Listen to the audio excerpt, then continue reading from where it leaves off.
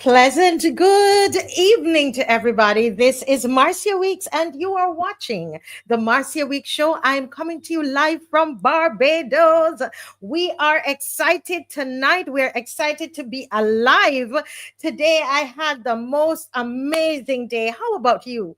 Trusting that you had a great day as well. It's a wonderful day to be alive. It's time. It's amazing, guys. And tonight, we have a great lineup for you. Of course, we're going to be having two residents of St. Joseph. They will be on, and we're going to talk a lot about the cookout and the roadside parliament that is on when. When is that going to be? Everybody should know when that is going to be. That is going to be on Sunday, and that is coming up. And we're going to also be talking about what we heard in the news today with our own Carter, Gabby, Anthony Carter. We're gonna talk a little bit about that tonight as well. We also have Stephen Strickland. Who is going to join us, and we're hoping that we have some of the residents from St. Lucie as well who will join us to talk about the water situation in St. Lucie. And then look, folks, I've got the mic here for you. This is your mic. At 9 o'clock, we're going to have this mic here ready for you. So call in, and you know the number that you call already, okay? So we have the number, and you know that number. Call in and voice your concerns. Get ready. As we're talking tonight, you can, make your notes, etc. We're going to also look at some support that the residents in the Holetown area that they're getting from some key historians. We're going to take a look at that as well. And so tonight, I want you to share. I want you to subscribe. I want you to be involved, comment, and let us have a wholesome discussion tonight, okay? Let me take the time to just welcome those of you who have joined. I'm seeing quite a few of you here. Trusting you're having a happy Sunday. I mean, a happy Friday. I'm all the way into Sunday. You know why? Because what's happening Sunday? You know why? Sunday we have our roadside parliament and cookout is on Sunday. All right. So and that's at 3 o'clock. At 3 o'clock on Sunday, and there are lots of things that we want you to remember. So I'm going to deal with that a little later in the segment. Owen Hines, good night. Lucinda Allen, good night. Judy Jilks, good to see you, Judy. I hope you can make it. Vic B, are you coming on Sunday at 3? Joy and Faith, are you coming? We need you to be there, guys. We need you to be there. We need the bodies. We need you to be present. Bring a folding chair if you can. One of those chairs that you take to a picnic, bring that, okay? I'm gonna need you to bring, if you have a bowl, you can bring a soup bowl and spoon. We got some, and somebody donated some as well. But we ask you to bring your own as well. Marcia, are you coming? Joy and Faith, will you be there? Matthew Brown, are you going to be there? Now, what we want to do, we want to recreate what our ancestors did. So we have breadfruit that we're going to roast breadfruit. We're going to have 2 sets of soup cooking, 2 big pots of soup. 2 big pots of soup I'm going to be cooking, right? And we, as I said, we have breadfruit. And we want to get a juking board. Somebody is trying to get a juking board. Does anybody out there have a juking board? If you have a juking board, I want you to walk with your juking board, right? And walk with some, you might have some clothes that you no longer wear. We're recreating. Come on, help me to make this scene. It's like, I'm into movie making. So it's like I'm making my movie, right? Yeah. So I want you to bring some clothes from home that you're no longer wearing, and we're going to sit on the stone like our ancestors, and we're going to wash clothes, and we're going to put it on the juking board. Now, anybody out there play dominoes? Bring a little table and some dominoes so we can play some games, okay? So it's not going to all be speeches. We're going to have fun. We want to play. I was trying to get us to play some Worry. I'm not sure how that is going to happen, but we're going to play some games, right? We're going to play some games. Dominos, Worry. If you have Worry, you have a Worry board at home. Anybody out there with a Worry board?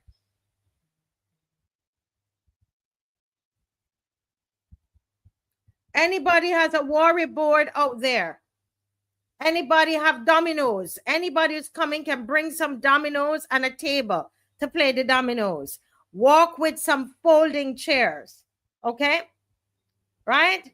And walk with your soup bowl and your spoon. Right?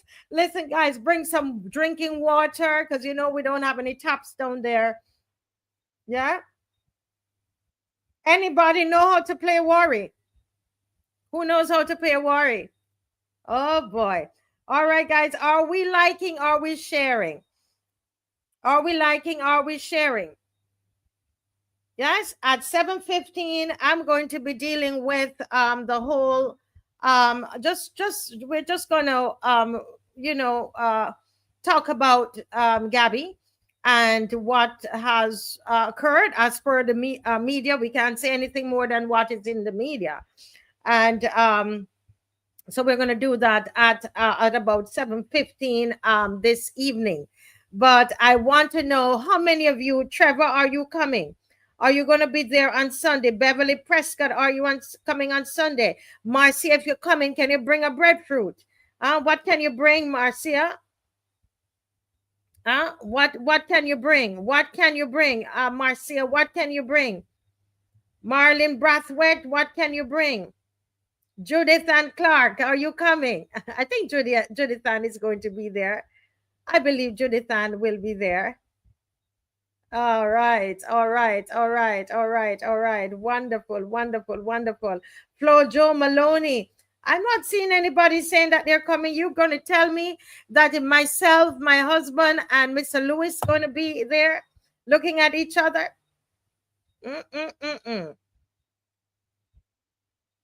Oh boy. I'm not getting any feedback from anybody. Who will be at Joe's River? All right. Okay, Flo Joe Maloney, thank you for joining. And we are going to go right into our national anthem.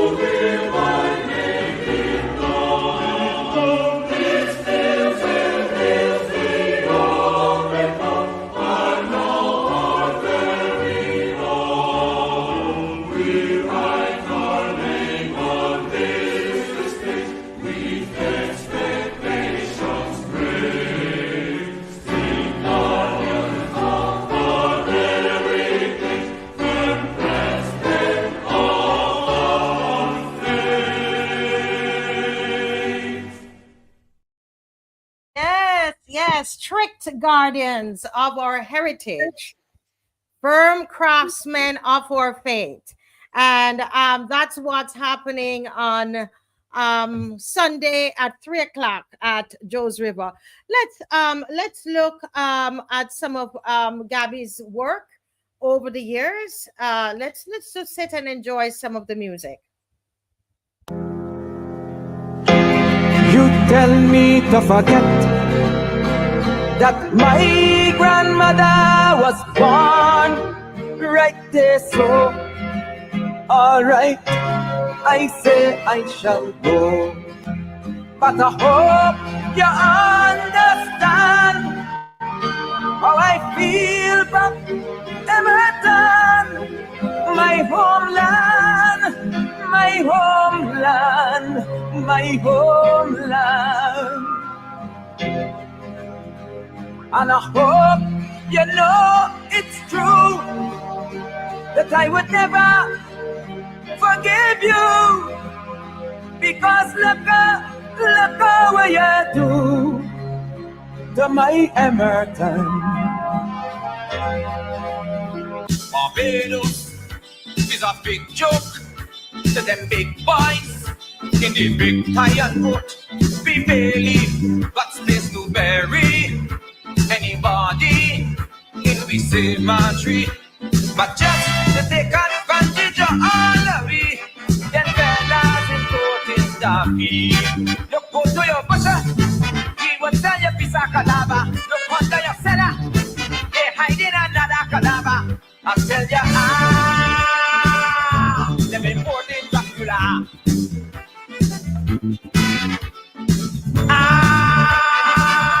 Them importing Dracula.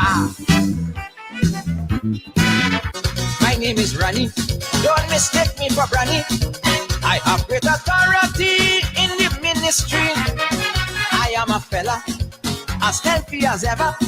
Still they blaming me for the chicken catastrophe. Chicken and rum, chicken and rum. I don't give a damn, I love my chicken and rum. Chicken and rum, chicken and rum. All the rest could scrum, give me chicken and rum. Chicken and rum, chicken and rum. I don't give a damn, I love my chicken and rum.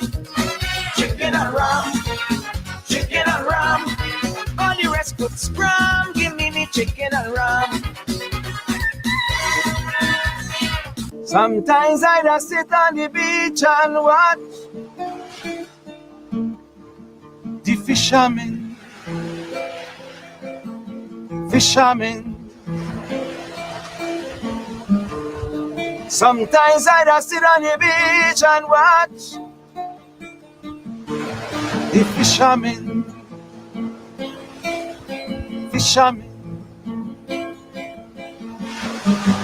Sometimes they sit by the shore,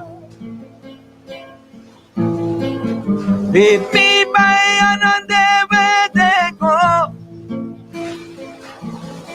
to be many fishing bites, to catch fish without thanks. Bajan, Bajan, fishermen, they will go to the fishing bites, catch fish without thanks. Bajan, Bajan, fishermen. I grew up bathing in sea water, but nowadays that is the horror. If I only venture down by the shore, police telling me I can't bathe no more, cause Jack don't want me to bathe on my beach. Jack, tell them to kick me out of reach. Jack, tell them I will never make the grade. Strength and security, build barricade. That can happen here in this country. I want Jack to know that the beach belongs to me. That can happen here over my dead body. Tell Jack that I say that the beach belongs to me. Look, the beach is mine. I could bathe anytime. Despite what he say, I can bathe anywhere. The beach is mine. I could faith anytime. Despite what he say, I can faith anyway. Well, don't tell me, tell Tommy, he put them in St. Lucie. Unemployment high and the treasury low, and he buying books to have a soldier toe. I see them boots, boots, boots and more boots on the feet of young trigger happy recruits. I see them boots, boots, boots and more boots marching, threatening army troops. Tell Tom I say that what and do. But to see of me and you, and most of all the children, and stop them soldiers from marching. Left, right, the government moves, the government moves. Left, right, the government moves, the government moves. Left, right, the government moves, the government moves. Left, right, the government moves, the government moves. Time is essential in everything. West Indian politician, take heed while I sing. Cause you tell Trini, he better than Bijan. You tell BG, he smarter than Jamaican. You tell Jamaican, he live on the best island. Then turn round and tell them, you preaching island integration. West Indian politician, I check out your evil ploy. The more I hear you, the more you sound like Westminster choir boy.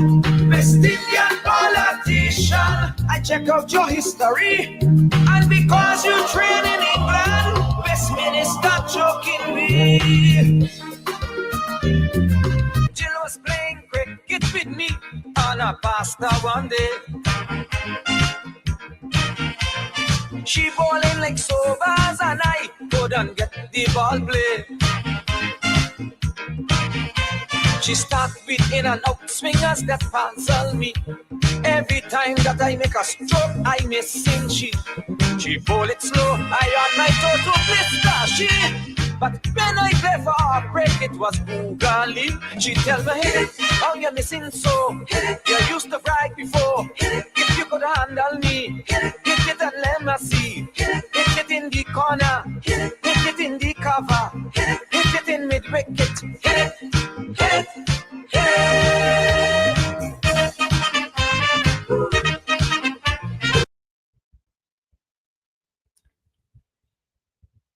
Born on March 30th, 1948, in the close-knit community of Edmonton, Barbados, Anthony Carter, widely known as the Mighty Gabby, has been a towering figure in Barbadian culture for decades. His upbringing during a pivotal era of Barbados' quest for identity deeply influenced his artistic journey. Gabby's foray into the calypso scene began at the tender age of 19, when he clinched the Barbados Calypso Monarch title in 1968 with his compelling rendition of Heart Transplant. He successfully defended this title in 1969 with Family Planning. Demonstrating versatility, Gabby also delved into acting, collaborating with the Barbados Theatre Workshop and composing music for their productions. Throughout his illustrious career, Gabby has been celebrated for his poignant and often provocative compositions that resonate with social and political commentary.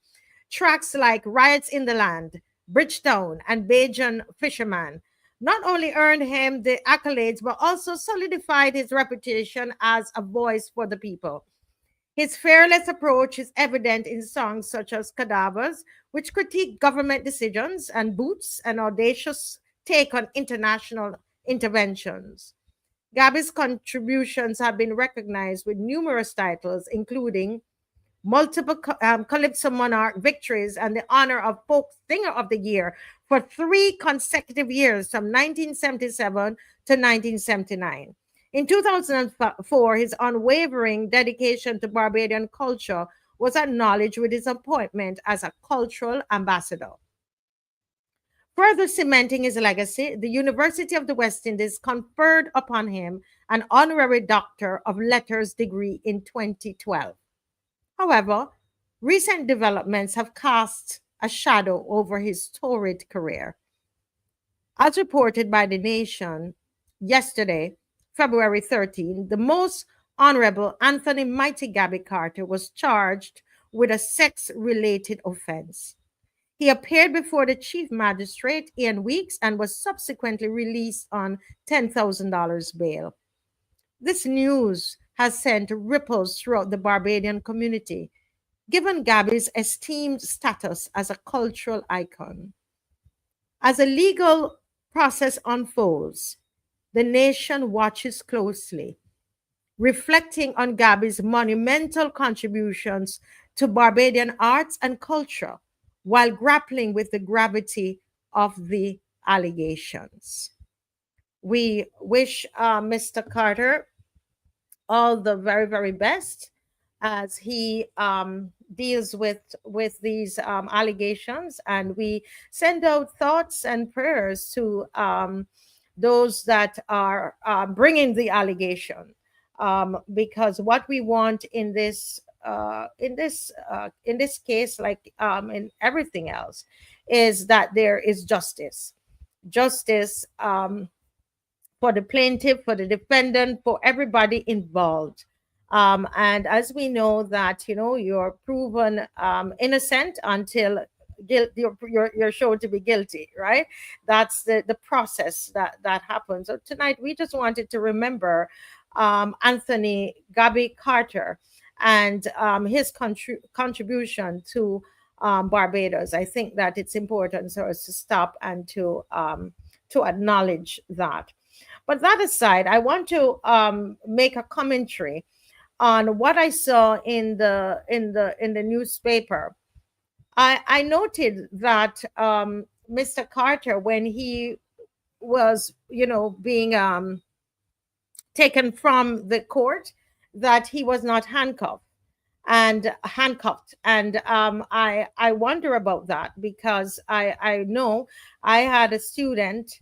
A lot of you don't know, but one of my students was in some problems the other day. I'll tell you all about that when I catch myself. And not my family, because I know you all go and say it was my family. It's a student.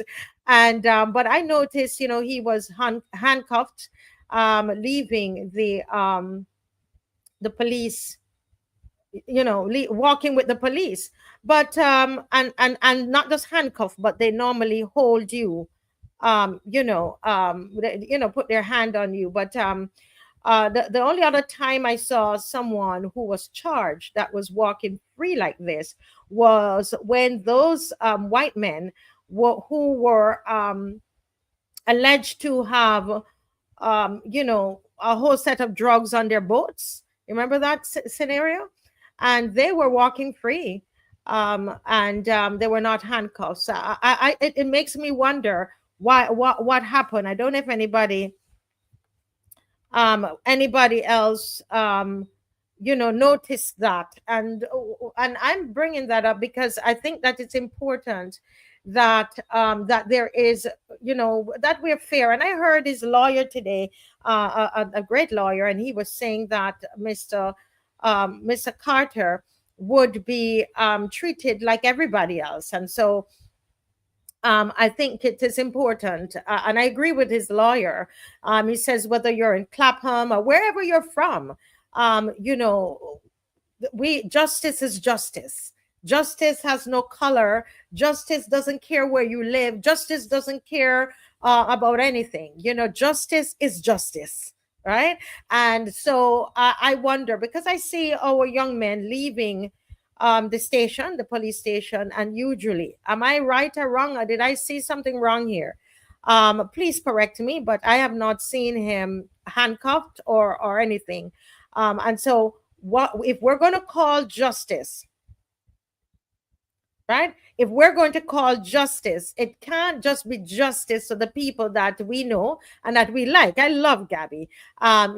He is, he is an icon. And as an artist myself, I've done a lot of work with him. And so I have to ask that question. Um, you know, I'm curious about that as well. All right. Now the other thing that I want to talk about is I want to speak about uh, a post that I saw that was sent around by David Comissiong. Now, David Comissiong, if you don't know who he is, he's actually a lawyer in Barbados. He is an ambassador. He's the ambassador to CARICOM. Okay. And he's part of the government. All right. But David Comissiong sent out a statement. And I want to read this statement to you all. He says, from the moment I heard the shocking, frankly unbelievable news about our cultural ambassador, this Black Stallion song immediately came to mind. As Stalin said, when a man or woman stands out as an agent of consciousness, defiance, and change, you can expect every imaginable obstacle to be placed in his or her way. Right? And he goes on to say, if Dave would just scroll up, I can't help recalling my own experience of being accused of illegally selling guns and having the police raid my home, law office, and cultural center. And he sends an encouragement out to Gabby. Stand up, the mighty Gabby. Stand up, thy mighty Gabby. I think he meant the mighty Gabby. I send you my solidarity, brotherly love, and support. And this is coming from the David Comissiong, who is a lawyer, who is the ambassador to CARICOM, who is a part of the Barbados government. And I want to say here that I was surprised that someone of the stature of David Comissiong should issue a statement like this. Remember, what we're talking about here is justice. You have not heard me say anything that is negative against Mr. Gabby Carter. And you haven't heard me say anything that is going to say that, oh, he was framed or anything. Because I don't know. I don't know anything about the case. And so it is very, very, I think, irresponsible. I believe that David Commission's statements, that this statement is irresponsible, sir, based on the office that you hold. You hold an office as ambassador to CARICOM. And I believe that it is my opinion that your statement could influence the course of justice because of the position that you hold. You're a lawyer. You should know better. You should know better than to make a statement of that sort. It is highly improper, wrong. And this is what happens in this kind of this is what happens in this kind of republic that we are part of. How does a government official make a statement like that? Yeah. And this is why correct. This is why a lot of victims don't come forward, especially for people, people who are powerful. We do know as well, let's be honest, there are some people who make up stories. We understand that. But to send out a statement like that, the statement like that is, in my opinion, is you are trying to say, it comes across to me, Mr. Comissiong, that you're trying to say, as you were framed, that Mr. Carter is being framed. Irresponsible. irresponsible, David Commission, not becoming of a lawyer, not becoming of the ambassador to CARICOM. And these are some of the things that happen that cause a lot of people not to trust the justice system. As much as we should want justice for Anthony Carter, our cultural ambassador, yes, and we should want justice for the other person as well. Yeah. He should know better. What are your thoughts about that, guys? He should know better. Is it that right? What's going on there? It would be irresponsible of me to come on here and say that this man one way or the other about our beloved cultural ambassador.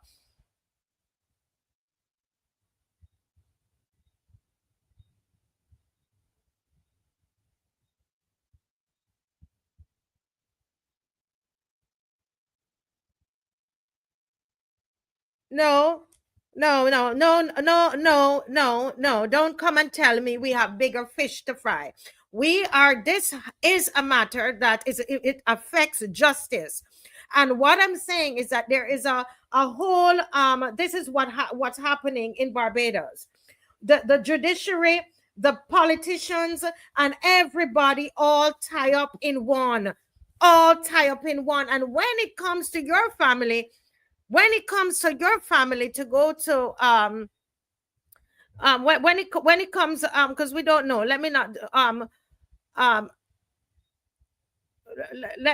let's take that off these comments. We don't know anything about the age of the child. I'm not getting into that. I am talking about these reckless comments and inappropriate and improper comments by David Commission, who is supposed to be ambassador to CARICOM. That's what I'm talking about. Okay.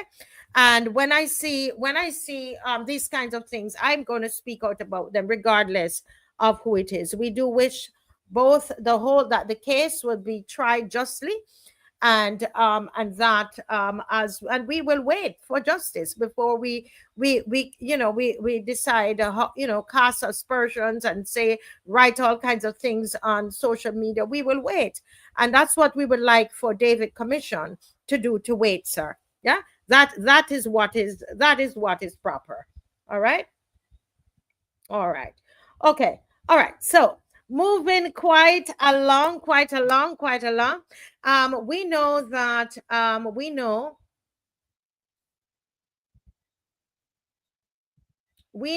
that on Sunday we have our cookout, and throughout the evening I will continue to talk about the cookout because it's important that we continue to advertise and to let you know it is happening. Some of you who just joined, who can tell me what are some of the things you're supposed to bring to the cookout? What should you bring to the cookout?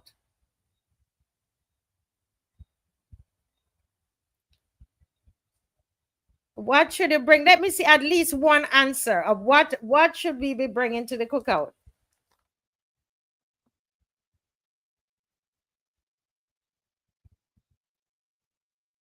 While I'm doing that, we're going to have okay, somebody said breadfruit. Yes. Marcia, you like breadfruit? Jack on the breadfruit. You want to put some people put a little salt. Some people put nothing at all. Some people put a little salt. Some people say they put mellow cream, right? Yeah.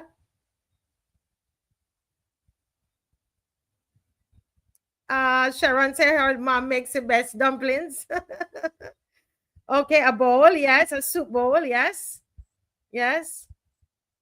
Sweet potatoes, okay, yes, we can do that. Anybody else? What else are we to bring? You see the grounds how it is. You have nice big trees. You can bring a chair. You could bring a chair to sit, and one of those folding chairs. You can bring a chair as well. Somebody like butter and pepper sauce and their breadfruit. Garlic, garlic butter sprinkled with parsley. You're going to have all of that down there, Angela? Yes, folding chairs. Folding, somebody said roast fish. Well, if you bring your fish, you can roast it in the fire that have the breadfruit. You can do that. Yes, chairs. Yes.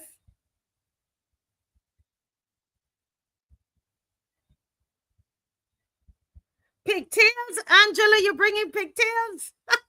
Or that is what you eat with your breadfruit? Well, folks, we are going to have a real wonderful time, a time where we are going to recreate. So, Angela, if you just joined, we're going to recreate what our ancestors did at Joe's River. So, I heard today people are going to fish. They're going to fish a crayfish. Okay? Mr. Lewis says he's going to fish a crayfish. And, and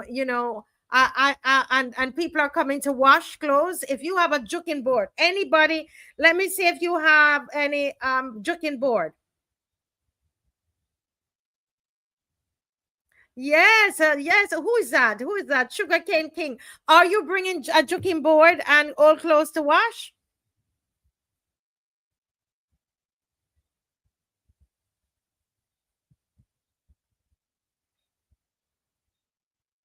Yes, a juking board. Dominoes. Right, worry. Okay, so you said worry board, but it's worried. I think it's WARI. Worry. Okay, but thank you, Mystic Angel. Dominoes, bring some dominoes as well.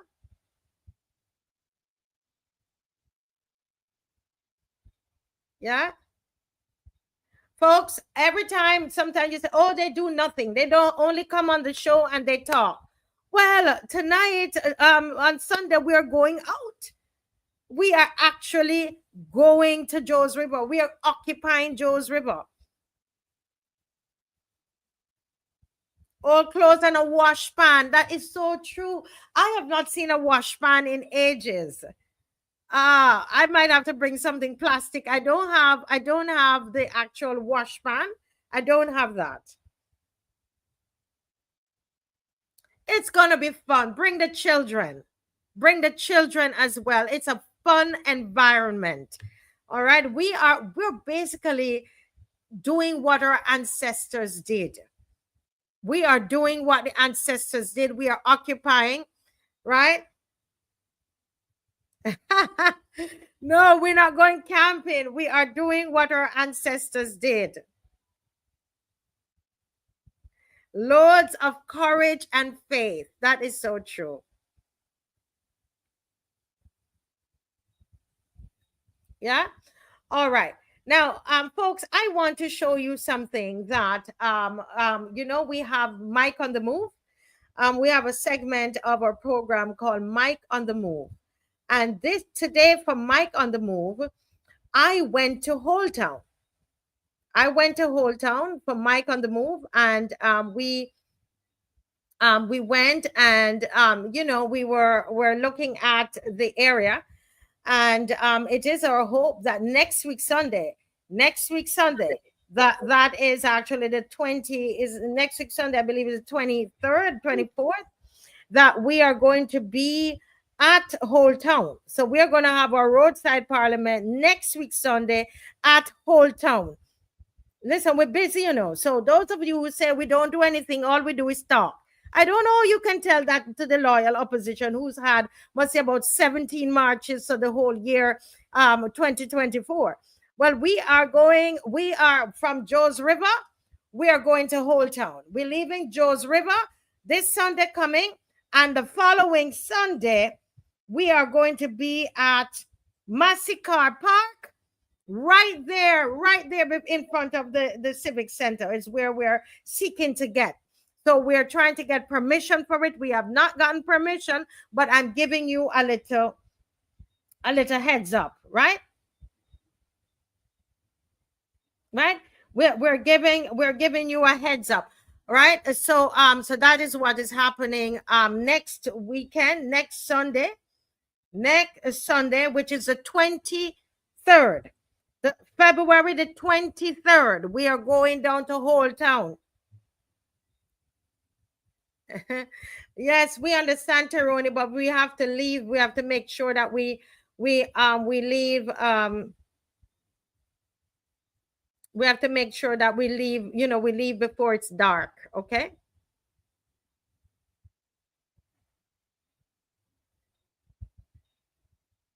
Okay. All right. So folks, let us just take a look at what we found. What happened today with Mike on the move? Go right ahead, Dave. So I'm actually right here at the Holetown Civic Center, and right here at the obelisk, and this is what the senator was speaking about. Okay, so this is it right here, and as it says, this monument commemorates the centenary of the first English landing of Englishmen from the Olive Blossom near this spot about the month of July 1605, and inscribe on a tree the words James K. of E and this island, and you can read, and this cornerstone was laid on the 30th of November 1905 by His Excellency Sir Gilbert T. Carter. And so this was when we had a governor of the island, all right? So this is when all of that occurred. So this is the obelisk here, and this is actually right here at the Holetown Civic Center, right? And that's where we are. You have the National Library is right there ahead of us, National Library, and in the back there you have the court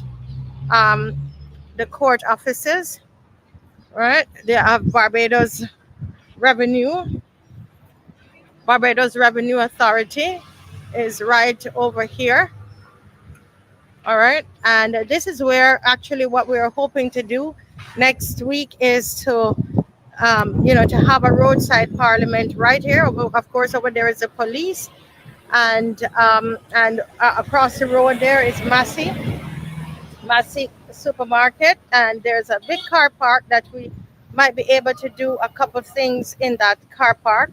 We might be able to hold the roadside parliament. We've just spoken to the police and trying to figure out. So after Joe's River, we might just come here. But look who is here. Look who is here. Yes, sir, Mr. Lewis, man. Mr. Lewis, what you here doing? I'm here enjoying Holetown, man. You're enjoying Holetown.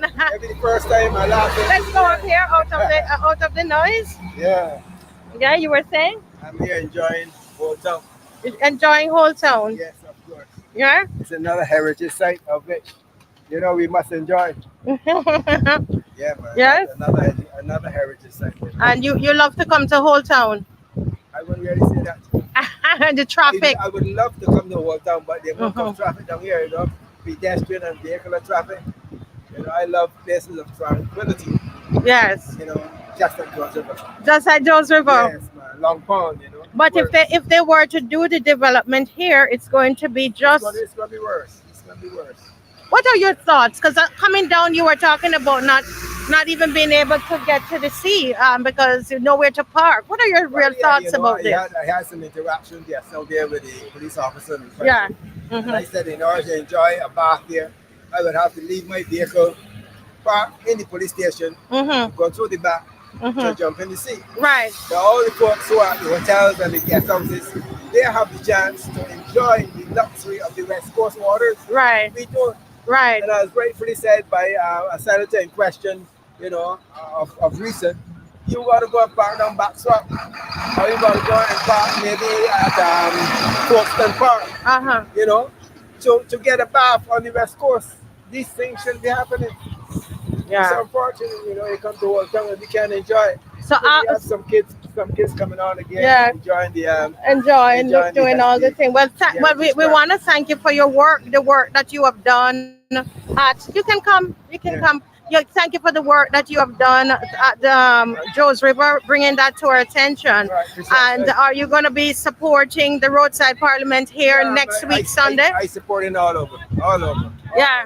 But don't thank me. Thank the people of Barbados for standing up on Yes. this issue. The people of Barbados. Yes, They're yes. coming together on it. And we'll continue. Yeah. All right. Yeah. And you know, this is something that I mean, if we look, we can actually see that there are children that are actually here, and they are, you know, coming to see what's going on and to be part of the heritage they're learning. So when they decide that they're going to break down, you know, demolish here all of this education. This is isn't this the second school group that we've seen? Yes. The second school group. There was St. Mary's that was there, and now there's another school that is here, and sing. Can you ask him if I can listen to what he's telling the children? If I can just focus on him, ask him if I can do it. Just ask. I want to hear the history. So the teacher is actually teaching the children and letting them hear what the history is.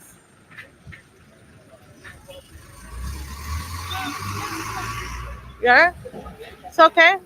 We just want to hear the history. Can we hear the history? Thank you so much. So we're going to just hear.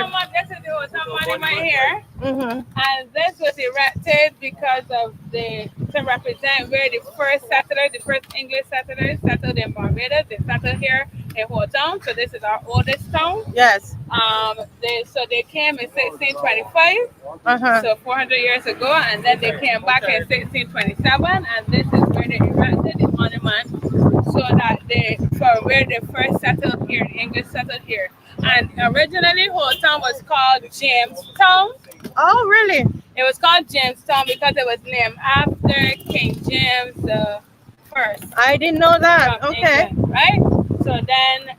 But then it was renamed Holetown because of just short from here, there is a stream, a little, like, stream. Yes. Canal, right? And that is called the Hole, and that's where they came up. Yeah. That's why it's called Holetown. Yeah. Let me hear from this gentleman. Wow.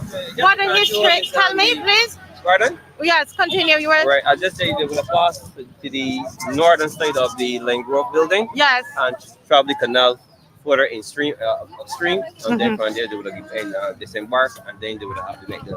Wow, that's why it's Exploring. called Holetown. Yes, it is. So why did you bring the kids here today? Because they are having Holetown Festival here in Barbados this weekend. Uh-huh. So you will see that you have all the vendors and stuff they set up down here, they sell. And well, the hype of the activity gonna start this evening. So you're Ah. gonna have a big parade with it's called a tattoo. Uh-huh. It's tonight at 8 o'clock.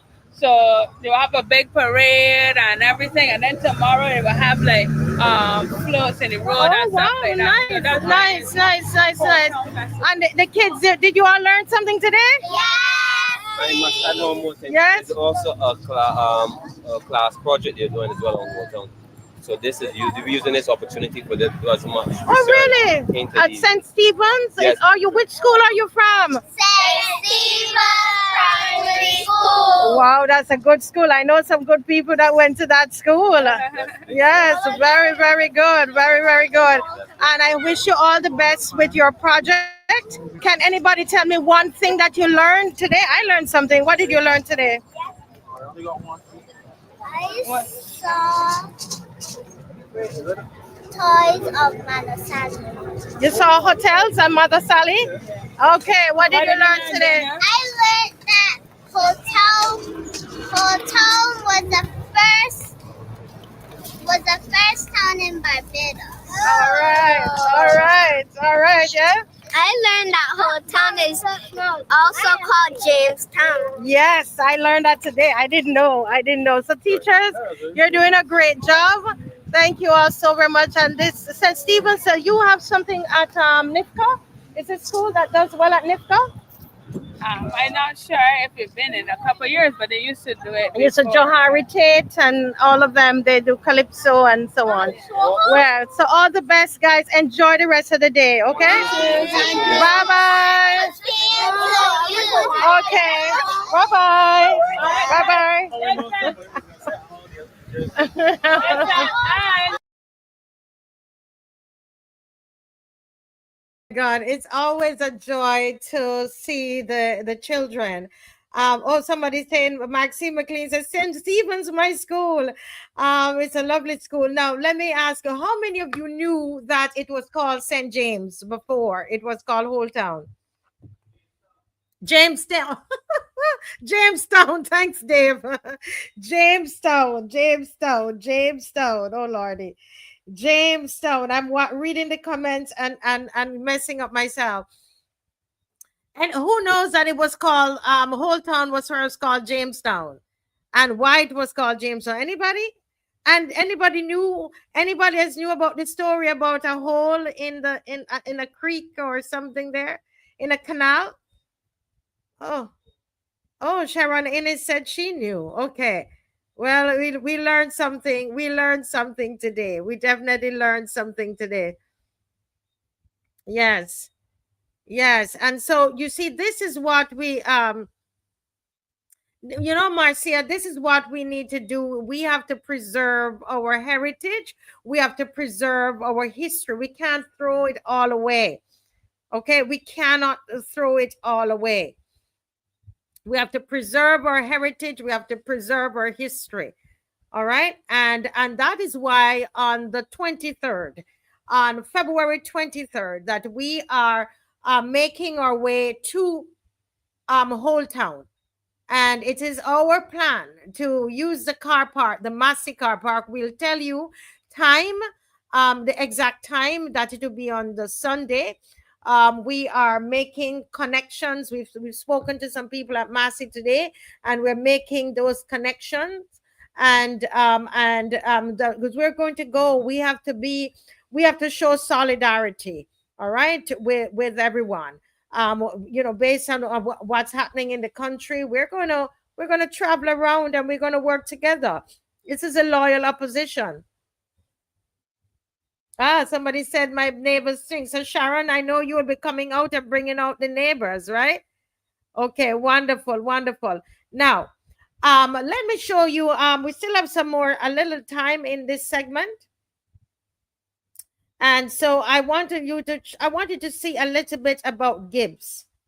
Okay, Gibbs. I went to a new place today. Gibbs. Repeat, please. Gully. Gibbs Gully. Okay. All right. So if we can show the clip, please, of Gibbs Gully. Thank you. Gibbs Gully. If we could show that clip, please. We are here up in Gibbs. As you remember, someone on the show, Sunny, had told us about it, and we came up to take a look at it. So Sunny, thank you so much for your activism. It's a fight worth fighting. Yes, and tell the people exactly why you are so concerned about what's going on. The plans are to develop the gully between Gibbs, which is where we are now, and Mullins. It's a really important gully because it's a watercourse. Okay. So first of all, we've got a problem with flooding. Already we have standing water, which is a problem. Oh, really? Yeah. So if they're going to concrete over it and put in townhouses, swimming pools, not rooftop swimming pools, but also ground level swimming pools on the gully where the watercourse runs, first of all, it's not going to help the issue of the flooding. But secondly, it means that we're going to get a lot of water that's going to run down into Gibbs onto the reef, and it will kill the wildlife and kill the reef. Wow. We have and you've seen some of these plans? I've seen all of the plans, yes, and I can let you have them if you'd like to see Yes, them. we would love for you to come on the show and let us see what the plans are. So you live in this area? I live in the Mullins side. On the Mullins side, yes. But the reason I brought you here today so that you can see that phase 2, which is up against that. Okay. So they're planning to build a hotel the ridge. Uh-huh. Got a very noisy lorry going past. Yeah. So the hotel would be built against the ridge, and the top of the hotel would be only 3 feet from the top of the ridge. So the Oh, I people that can live see up the there, ridge. Yeah. I hope our people can actually see the ridge. Let me see where if we people can live up zoom there, in. they could be able to shake hands with the people on the top of the hotel. Right. So up at the top there, we Yeah. can actually see the home. So let me go a little closer. So folks, so that's the ridge that you have there. And we're down in Gibbs Gully, and that's the ridge there, and you can see the house there at the top of the ridge. So they're planning to put the put the hotel right there at the Correct, yes. And townhouses and villas. come a little closer, please. Sorry. Yeah. And townhouses and villas and a clubhouse and a swimming pool and a spa and a car park and tennis courts and all sorts of things on that piece of land there. Wow. Right, as you can see, this is a very peaceful residential area. Yes. That's going to change the whole feeling and essence of this neighborhood, this quiet neighborhood. It's suddenly going to be turned into a resort. Yes. But who comes to Barbados to be on an inland resort? Right. So, if this goes ahead, we're going to lose all of this wildlife. We have the it's under threat actually, the Barbados thread snake. We're the only gully left with the thread snake. So The thread snake, is this the one that has like a red thing? it's a very small thin snake, but it's very exclusive to Barbados. and Yes. it isn't actually about to become an extinct species. So Wow. it's very important. that And we this keep is that. the only gully. So this is the gully over here. I'm trying to see if I can show the people the gully. I can show you if you walk back down this way. If I walk this way, okay. So folks, we're here, and they're about to do phase 2 development on this gully. Well, at the moment, we've got objections for them to do that. Mhm. But what they do have permission to do is build on phase 1, which is actually on the water course. Mm. Now, this permission was granted in 2010 Mhm. from a different developer. Right. This current developer has bought it and plans to put in 16 to 18 townhouses actually on the gully, My gosh. which is on our water course. Mhm. Now, this whole area is actually cavernous. Mm. So we also have the threat of subsidence, threat to our existing homes as well, Yeah. and terrible flooding as well. Already, as you can see, all the water comes down from the eastern ridges as far up as Black Bess, Mhm. and it comes down this gully, Mhm. which in rainy times is like a torrential river. Yes. So where is that water going to go? Wow. Yeah. If you put a few concretes over it. Exactly. A lot of flooding. Yes, there's also a lot more sewage to be dealt with, drinking water, swimming pool water. And this is a fantastic resource for capturing the water. Mhm. So instead of building on it, we should be actually looking to capture the fresh Right, water yes. for the island. As you can see down there, that's where the gully is, and that's where they're planning, where those trees are, that's where they're planning to put all these houses. Wow. We could take a walk down there. Can you, Yeah. your shoes would allow you? Yes. I'm good. Yeah. So folks, this is what Sunny is fighting for. Sunny is born in the UK and has been in Barbados way longer than I've been here. And and so she is fallen in love with Barbados, and and want to help us to preserve the green spaces, our beautiful country. Our gullies should be preserved, and as she says, we have indigenous snake, A Bajan thread snake, snake. the thread snake. We also have 2 species of bats, which are rare as well. Mhm. We have some 2 species of bats. yes, we have land crabs, Mhm. and we have 2 troops of monkeys as well that live here. Right. Okay.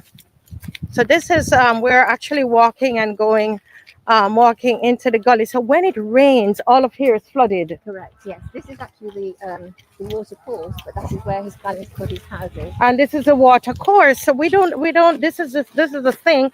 And so, have you been able to present your objections to, as a community, to the developer? Yes, we have. We had a meeting with Town and Country Planning. Yes. probably coming up for 18 months ago now.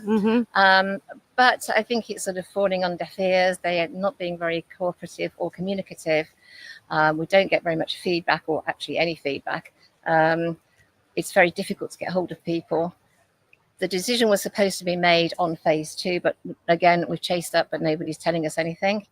We know that phase 1, they already have permission to build on this beautiful, beautiful watercourse. Look at it. Wow. So all of this is going to be gone. And, you know, it's so different. When we were driving, coming down in Holetown, it's just all you're seeing is hotels and it's just hustle and bustle. Yes. But when we turned into here, it was just so much tranquility. And so these are the last spaces standing, basically, of tranquility that they're seeking to take from the residents. Exactly. I mean, the West Coast is very commercial, but this is actually a residential area on the south of the Gully and a residential area on the north. It's semi-rural. Yes, I could see why you guys would be fighting for it, because as we turned in, you could feel it actually felt like it's a different part of St. Peter. It really is. And you know, we saw all the commercial hotels out there and the car and the congestion, and then we turned into here, into this beautiful space. And this is what they want to take from the residents by putting up all these. Actually, they've started building. That's the mulling side. The mulling side. Yeah, wow. That's But this is actually where the water runs. The water runs here. And it turns into a big river. So, you know. So where are they going to put this water? Did you hear that, Mr. Lewis? That they, just like in Joe's River, they plan to build on the river. They are planning to build on this water course. So where is the water supposed to go? I can feel the therapeutic value of this location. Yeah. This should be retained for the people. This is where one can come and relax, settle their brain, you know. And I would like to think that what we are seeing on the mainstream on Route 1, you know, that it doesn't translate to the same thing here. You know, these green spaces must be retained for us. Yeah. I've reached out to Minister Ford, who has so far not responded. Just to Adrian, this is Adrian Ford? Correct, yes. Minister Adrian Ford, correct, yes. Yes, because I've invited him to come to the Gully to see exactly what is planned and what we're losing from this area, and also the dangers of the flooding and the caves, subsidence, but just to lose this lovely part. And he says, you know, Gully we life. Well, this Gully's we life, so we'd really like to save it.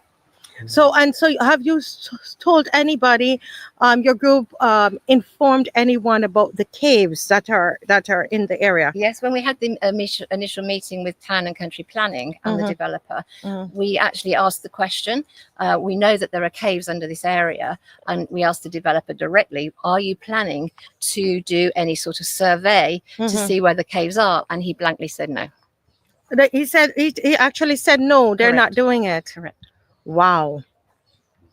I don't understand.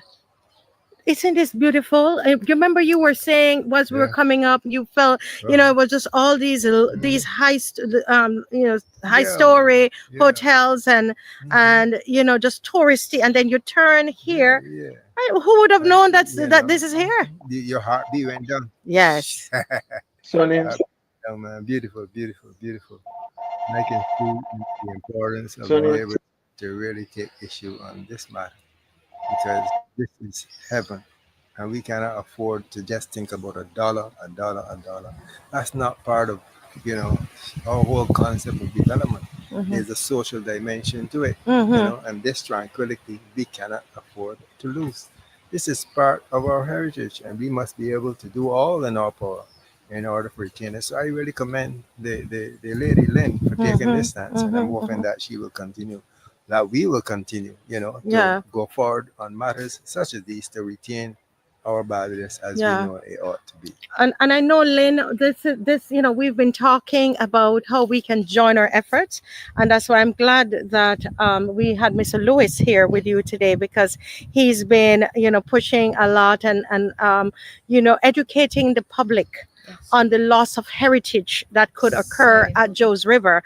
And we're seeing, and you are doing, and your team doing the same thing for Gibbs Gully. So I'm happy that both of you could come together. So George River Gully and Gibbs Gully, we are united. Yeah, we're one. united. We're united. We're One. Only else. Yes, Oh, yes. definitely, definitely. We're working together. To preserve the heritage. And I know we're going to be in Joe's River on the 16th. On the 16th. And then our plan is the following Sunday after the 16th to be at Holetown Civic Center, and then probably 2 weeks later, somewhere there, probably it's in March, I believe. At the 9th, I think. About the 9th of March, and you will hear more about it. That I think we would come down. I don't know where here, if we need to do a picnic in this area, come down and to, I think, experience the tranquility, down here. It's so, Beautiful. it's beautiful. We just have our picnic and relax down here. Yeah. It'll be wonderful. Yeah, wow. Sunset on the West Coast. Huh? Sunset on the West Coast. Sunset on the West Coast. I tell you, guys, this is beautiful. I just want to let you take in this a little bit more. Would you believe this is St. Peter? This is Gibbs Gully. And this, we're walking where we are is the water course. And this is where they're planning to build all the townhouses. And the people in this, the 60 families, they are saying, no, we want to retain our the peace and the tranquility of this area. Right? We don't want to lose all of this. And I think I think they should be allowed to keep it. What do you think? Oh, wow. Good night, Mr. Strickland. I know you were watching this. I want to welcome you to the Marcia Week Show. I see that you're watching this intently. What's going on in your mind? Our land is being taken from us. That's the most I can say. I want to say a pleasant good night to all of those in the loyal opposition, those on the Marcia Week Show. When I look back on the history based on my knowledge of Barbados, I mean, it is sad that the younger generation, all they will be able to see is pictures of the past. All they will be able to see are pictures of the past, because much of the past would have been eroded. That's the most I can say on this issue at this present moment. Yes, St. Lucie has retained a lot of its past because we have not been overrun by construction. Yes. And therefore I am really, really grateful for that. I think a lot of it is due to the fact that residents of St. Lucie are not quick to sell land. They're not quick to sell land. No, they're not quick to sell land, because I think the same push for St. Philip would have been for St. Lucie also, because we have the same road system into St. Lucie, but we only have basically one part or terrace in St. Lucie, and that is the McCLEAN terrace.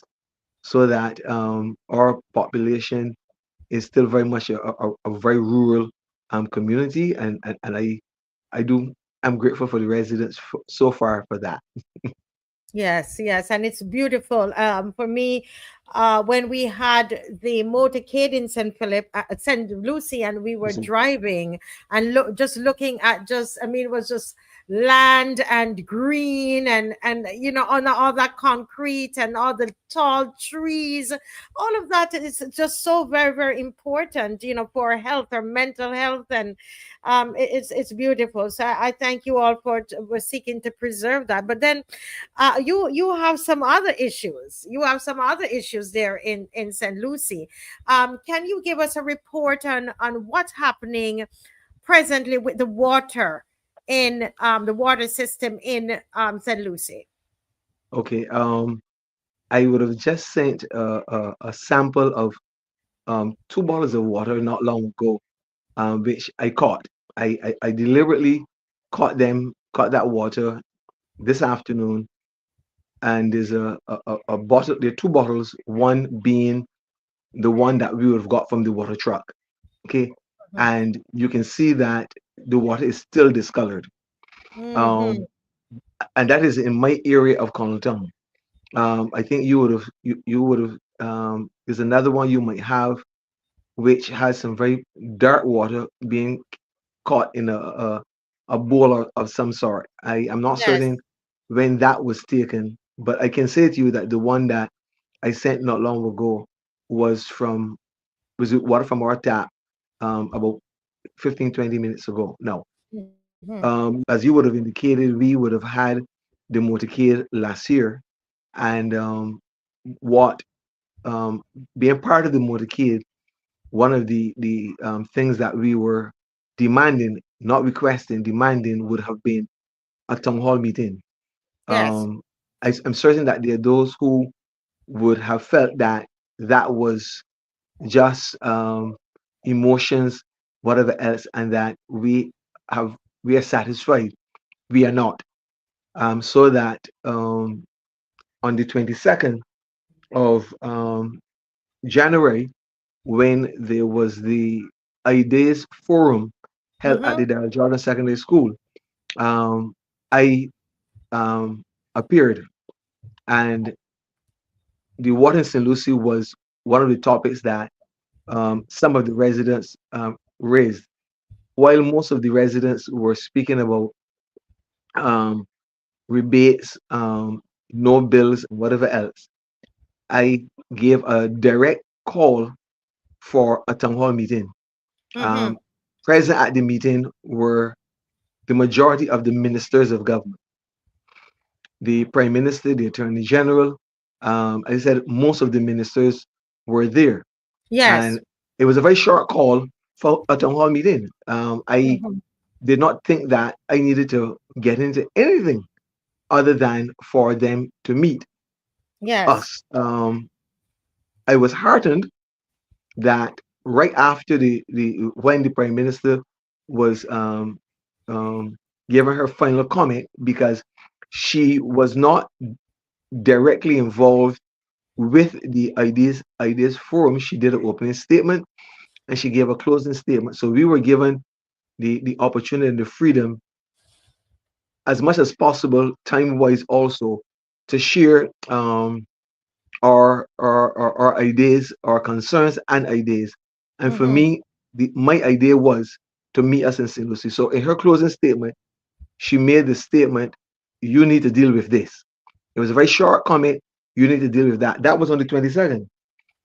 I was made to understand that on the 24th, which was the Friday, the Prime Minister, being the Minister of for Water Authority, held a meeting with the staff and told them that they have to deal with this matter.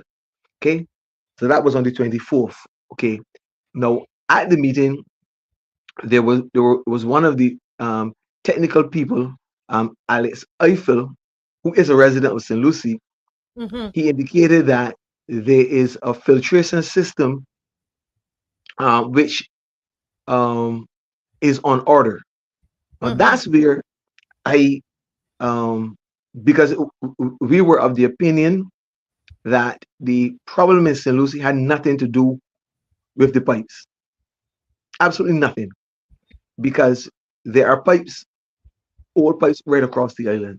Mm-hmm. Right after our motorcade, they commenced a swabbing exercise, and that's one of the reasons why persons have not heard much from me and maybe those from St. Lucie, because we gave Barbados Water the opportunity to rectify the problem based on what they said was the problem, so Mm-hmm. that the swabbing began in 6 men of St. Peter, because it's not just St. Lucie.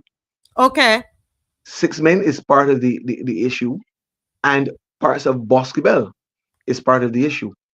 Okay, because the reservoir at Lambert's, which is fed from Allendale, along with the reservoir from Half Acre, they all fed from Allendale.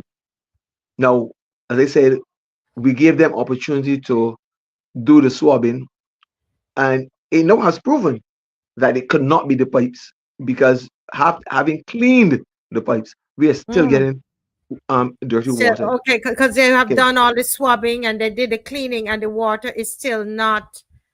it's Hmm. not satisfactory. Okay, now Mm. I believe that last year, prior to our motorcade, um, the, the Barbados Water Authority would have shown us a filtration system, a Mm. blue filtration system to be installed in St. Lucie. Now, because we were of the opinion that it is the well, that filtration system was installed, and based on some of what we heard, within a matter of weeks, that filtration system was compromised because of the state of the well. Oh, So he said wow. on the 22nd So at when the you say meeting, compromise, because I remember hearing that on the show, is it that it basically the sediment and all of the that was coming out, it destroyed the filtration system? Is that what I heard? precisely because Wow. on the 22nd, at the town hall meeting, not at the hall meeting, sorry, at the ideas forum, Mr. Alex Howell stood, and it's on YouTube, to Mm-hmm. indicate that there is a new filtration system on order for Allendale. So if last year you brought in a filtration system, and I can't remember the dates, but that had to be in like September, coming down around that period of time. Mm-hmm. And now in January of 2025, you have another filtration system. Is that to replace the one that came in, that was installed, or is this an additional filtration system?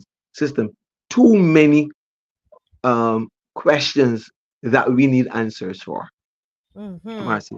Too Mm-hmm. many questions that we need answers for. And you asked me to see if I can get others to join the show. Yes, I was pretty busy today and I was not able to reach persons until the last minute. But I can say to you that my my ears on the ground is that persons are afraid to to um, come on your show. Um, I think persons are afraid of um, speaking out outside of the um, proper forum. So the letter that which you have there, I'm going to read that Mm-hmm. letter. In that you will see at the well, that one would not have it, but at the top of the because the one I possess has copy written at the top. So Mm-hmm. it says Stephen Strickland, Compton St. Lucie, 254-2245, Stephen.Strickland64 at gmail.com.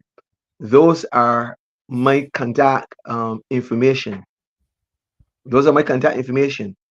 The General Manager, Barbados Water Authority, St. Michael, the 5th of February, 2025. Today is the 14th of February, 2025. As I speak, I have not got a call from the Barbados Water Authority, neither have I got an email acknowledging the receipt of the letter. But the letter reads, I represent the residents of St. Lucie. I wrote we the residents of St. Lucie, but then I said I would need signatures, but I consider myself to be a representative of the people of St. Lucie in so many different areas, whether it be national insurance that I worked with for almost 40 years, with the people of St. Lucie through the church and the the parish independence program. So I represent persons across the length and breadth of St. Lucie. And it says, I represent the residents of St. Lucie who have suffered for way too long with discolored water. We have continued to pay our bills in full and on time as responsible residents and citizens. This was in response to a statement made by the representative that we would be irresponsible if we chose not to pay our water bills. And I believe that we are responsible citizens. We have been paying our water bills. You gave us the impression that at the conclusion of the swabbing exercise, our problem would be rectified. We were and are not convinced it was the pipes at all. 11 parishes have aged pipes with different results. At the St. Lucie Parish Ideas Forum on the 20 it was on the 29th of January, sorry. The residents were the request was made for a town hall meeting between the management, technical staff of the Barbados Water Authority and the residents of St. Lucie to be held at the Daryl Jordan Secondary School Hall at the earliest date possible to discuss our concerns. This was supported by the Prime Minister in her closing remarks. We anxiously look forward to our conversation. Signed by me. And then this one, I should have sent a copy of this one to you, but this one was signed for on the 6th of February by Mr. Rommel Griffith. Not only signature, but printed his name in the reception. The receptionist at the Barbados Water Authority. So there is the proof that this letter was delivered and received by those at the Barbados Water Authority. And I consider it unfortunate that there was no acknowledgement of the letter.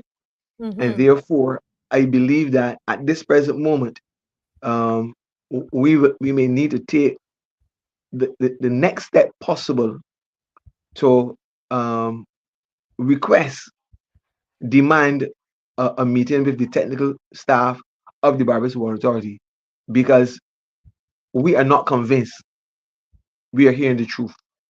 There are certain things that we suspect, but they will not be mentioned until we have that meeting.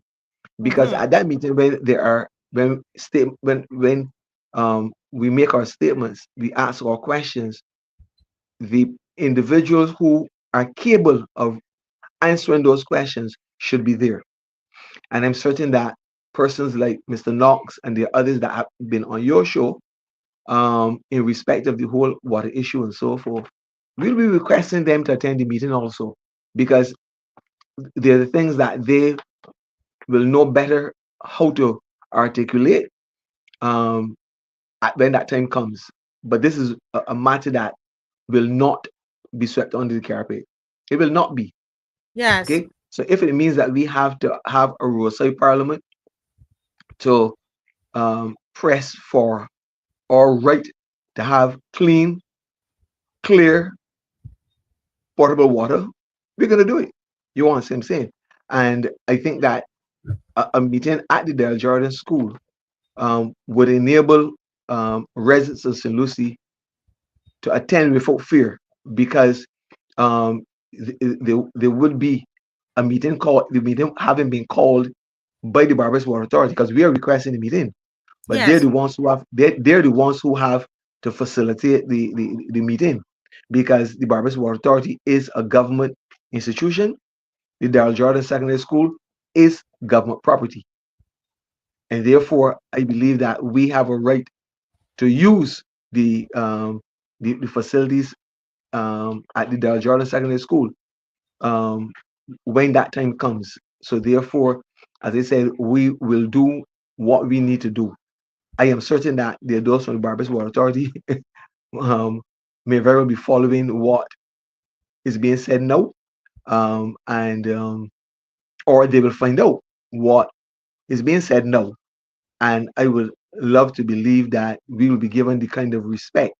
I chose not to do anything more in the month of January, because there was regathering, and I didn't want to come across as if we wanted to take advantage of the regathering to publicize our concerns, because there are people who were coming from the diaspora and all across Barbados to St. Lucie, and we didn't want that to happen. So we've given them the opportunity to have concluded regathering in St. Lucie, and therefore now they've moved on to St. Peter. We are now pushing for our concern in St. Lucie. Yeah. Okay, Marcia? Well, I want to commend you and those residents in St. Lucie who have kept up the fight. And the fact is that you have sent this letter to the Barbados Water Authority, and I know that they listen to the show. And the reality is, while you might, a lot of you might not want the residents of St. Lucie to come on this show. You know why you don't want them to come on the show, because on this show people are going to hear and we are going to make a noise about it. And we are saying to you, once you are ready, if it is that the Barbados Water Authority is not responding to you, no email, no calls, I see you have all your contacts there on the letter, that once you're ready and you call for us, as you did the last time, as you call for us, we are ready to come with a roadside parliament. We are ready to come down to march in St. Lucie. Whatever we need to do, we are the loyal opposition. And we represent everybody in Barbados, whether it's St. Joseph, whether it's Gibbs, Gibbs Gully in St. Peter, or it is the dirty water in St. Lucie. Whatever the case, the loyal opposition is ready to fall in line. Isn't that true, people? We are ready. We are ready. And have you met with any of the residents? Have you guys had your own meeting? I know you had the ideas meeting with the Prime Minister, but have you met together as a group of people? I have not met with the people as a group. Interestingly enough, I raised the issue of the roads in St. Lucie. Only yesterday afternoon, I was on the road, and a resident of St. Lucie said to me, "Stephen, we need our roads fixed." I could not believe my ears that he considered me the spokesman of roads in St. Lucie. I did raise the issue along with a lot of other persons at the Ideas Forum. So I'm saying that I have had several conversations with individuals, not as a group, because I chose not to want to put people on the spot because of the fear that doesn't exist. There is real fear. The fear is real. And it's this is what real fear. I know, Mr. Strickland, the fear is real, Barbados. And this is why on the show we had on Wednesday, I asked the question, is Barbados becoming a dictatorship? Because why is it that so many people are so afraid? You are getting dirty water in your house, and you're even then you're afraid to speak about it. Mr. Strickland, what could be so threatening that when I turn on my tap, I'm getting dirty water, but for some reason I am so afraid to say anything about it? What could really be the fear? I'm going to be cautious in responding, Marcia. Yeah. For fear, not that it bothers me, okay, that persons consider my statements, my involvement as being partisan, okay. So that I think unfortunate persons have sold themselves. They might have taken favors in whatever area, and therefore they fear losing that favor in the future. They fear repercussions to family members in respect of the matter. Yes, I have been advised by, I have to say advised by persons, to not to speak. But unfortunately, I never learned how to be afraid. You know what I'm saying? Because I was raised by a mother who was never afraid to speak her mind. And so that this matter, and I would want the Barbados Water Authority, I would want the minister in charge of the Barbados Water Authority to understand that the same way that the cybercrimes bill went to Washington, this matter can end up in Washington. Yes, and by the way, as you mentioned Washington, I don't want to, I have to say this. You remember that the water literally got cured after Timon mentioned in some places in St. Lucie, water got clearer. Actually, the day after it was mentioned in Washington, I remember that. But continue what you're saying. Yeah, and I very much appreciate what you said for the benefit of those who would not have known um, that this was mentioned in Washington, and just like there were those who from diaspora who financed the visit to Washington in every sphere of it. There are many persons in the diaspora from St. Lucie. We're not talking about cross Barbados. We're talking about Yes. from St. Lucie. I'm certain that because the navel string is buried here, we'll do whatever is necessary to bring attention on the world stage because we are as a nation we are constantly being on the world stage for various reasons, and I'm certain that the world will be anxious to know what is happening in one parish of a country which has been neglected. And I'm always saying I am not interested in when this started, because there Correct. are those who want to play partisan politics when it started. I'm not even interested in answering that question. The fact is that as of the 14th of February 2025, we are still not satisfied with the water that we are receiving. And different areas in St. Lucie will be receiving a different quality of water. And St. Lucie and St. Peter, because of the vast land space of St. Lucie coming from two different reservoirs, but coming from one well. Mm-hmm. Coming from two different reservoirs, but coming from one well.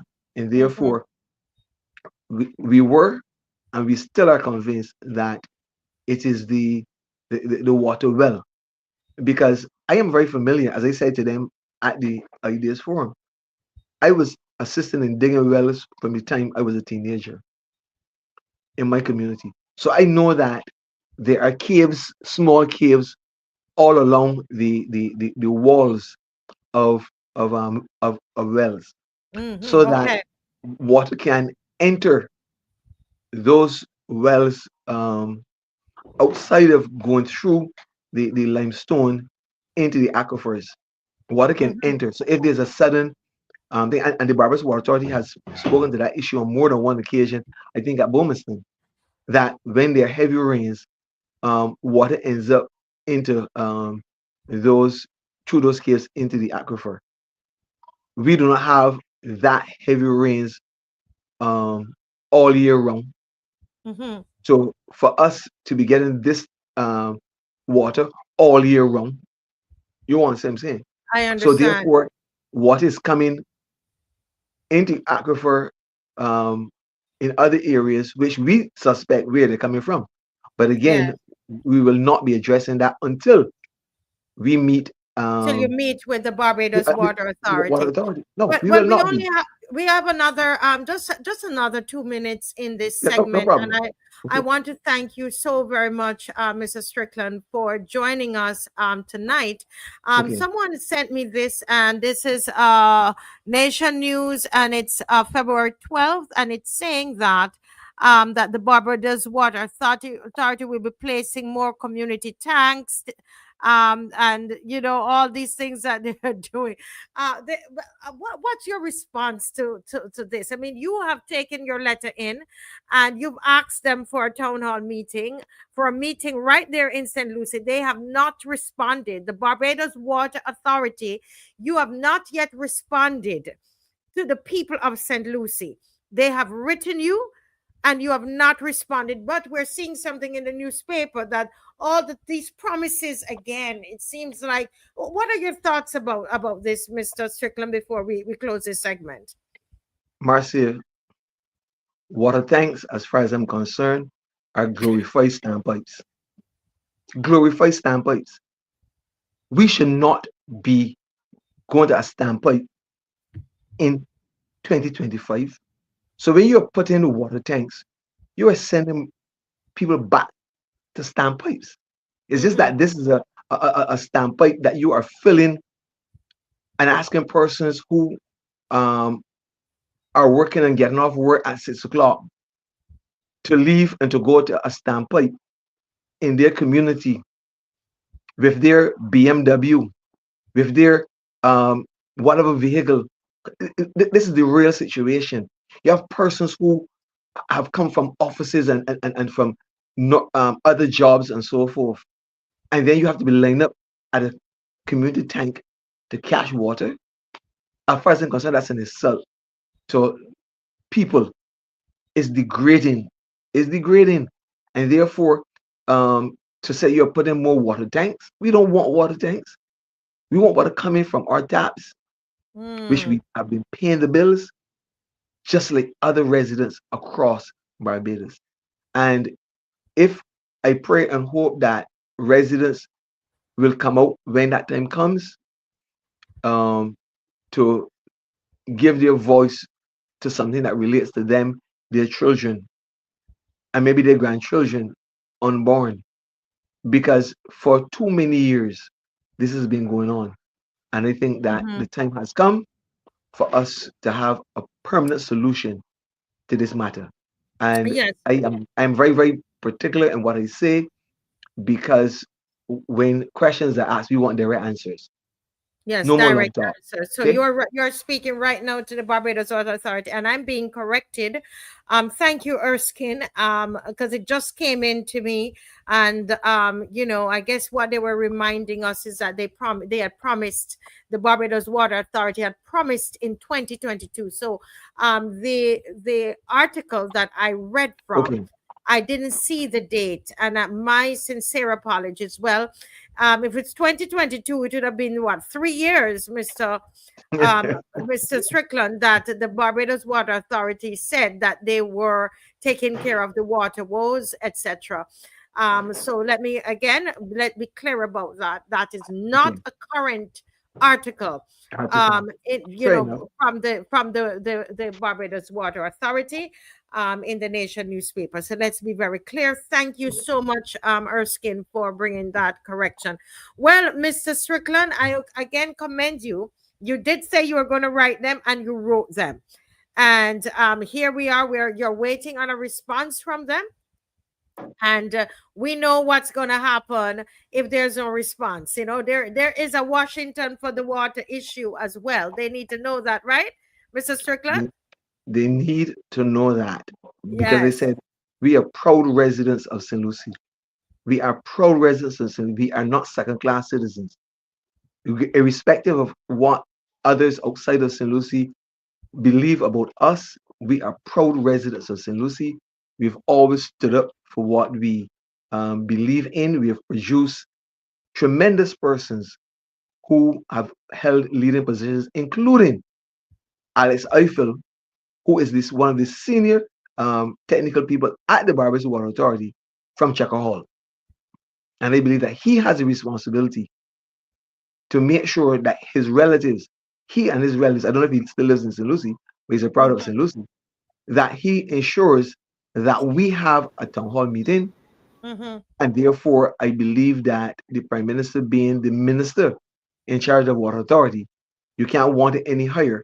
She heard directly from me at the meeting. You invited me to that meeting to speak of the problems and offer solutions, and that was my solution for the problem in St. Lucie. And therefore, I believe that with all that has been done so far, with hardly any positive results, we need really to have this meeting now. And Yes. there's no more you can say on that matter at this present. Yeah, Marcia. well, thank you so much, Mr. Strickland. And we're going to keep keep abreast of the situation, and keep us informed. Somebody here is saying, Angela and I to wait on response. No, you can't wait until next year. That doesn't. No, I don't know if that's what she's trying to say, but that cannot work. That's not the approach. You're gonna give reasonable time for a response. But after that, then you, the citizens, have to respond. Okay. But Thank you so Marcia, much. Marcia, I spoke on a truck with you last year. I can't remember if it was October or so. So we demanded a town hall meeting. So we've waited all these months. Okay, I don't know what more do we have to wait for. Okay, Yes, thank yes. you very much. Yes, thank you so much, Mr. Strickland. And you can hang around if you're able to. At I, 9 o'clock, we have the phone lines are going to be open, and we're going to ask people to call in. You can talk about the St. Lucie issue.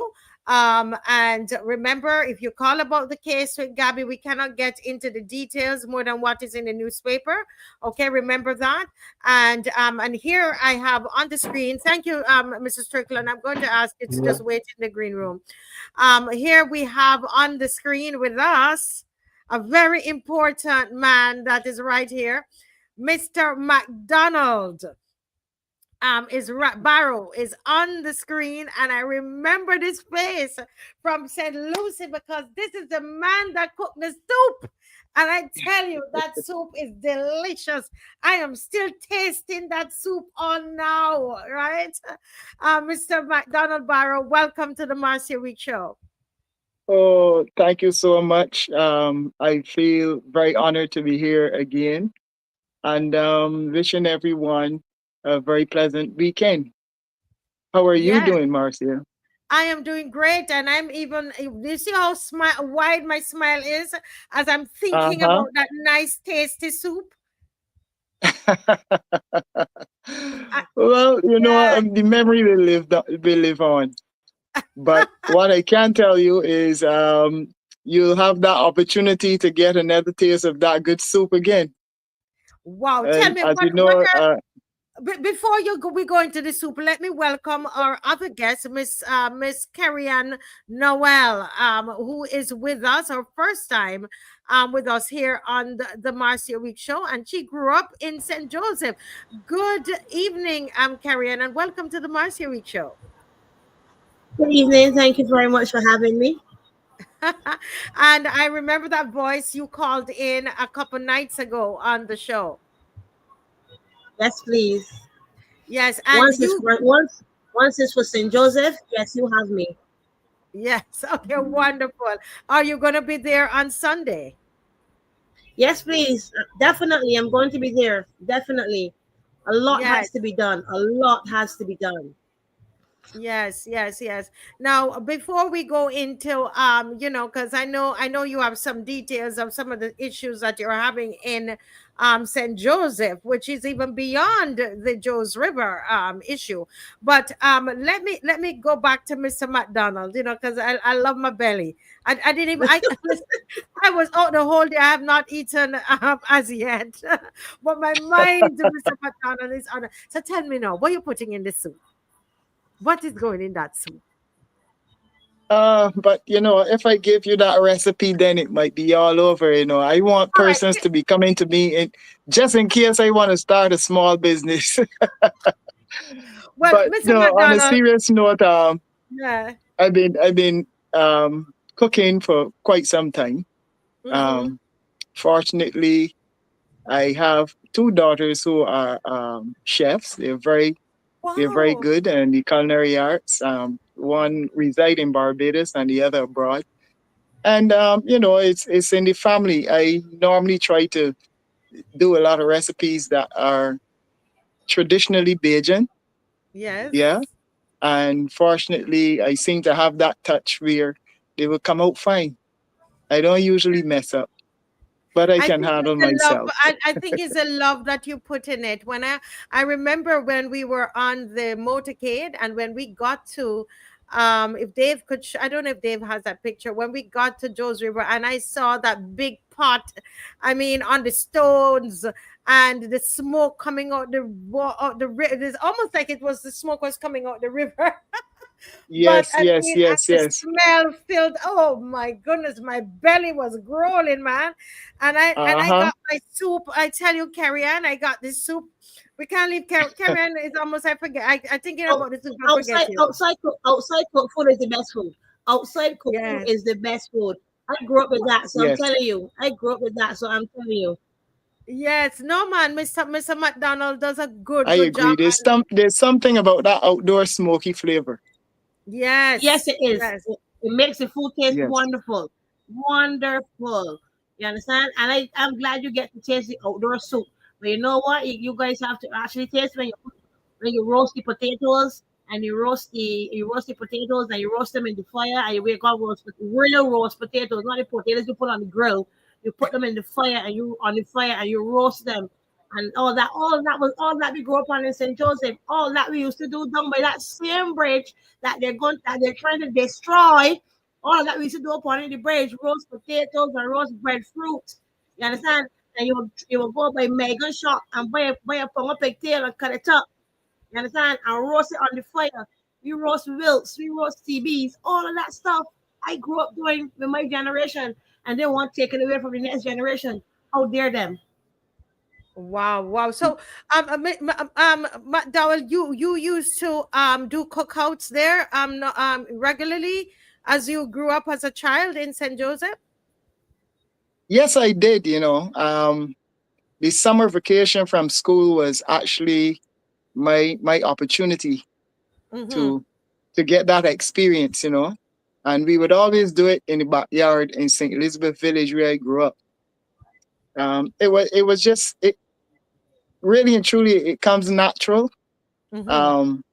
But obviously from paying close attention to my parents and grandparents, my mom, as a matter of fact, who she resides in Toronto. Fortunately, she's here now in Barbados on a holiday, if you want to call it that, because she's retired. But she never restricted us. Us meaning the boys. Three sons she have, myself and two brothers, one older and one younger.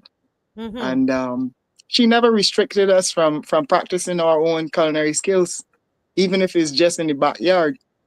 And we never knew what this would lead to, but we are all three of us, we are all pretty good at handling ourselves in the kitchen, whether it be indoor or outdoor. Yes. Now you used to, as KERRY-ANNE is talking about the cooking, roasting the breadfruit, which we're asking people to bring the breadfruit, KERRY-ANNE. People are going to bring potato, and I know, and we're going to have our soup, etc. What else did you used to do at the river as a child coming up? I'm curious. You used to catch crayfish.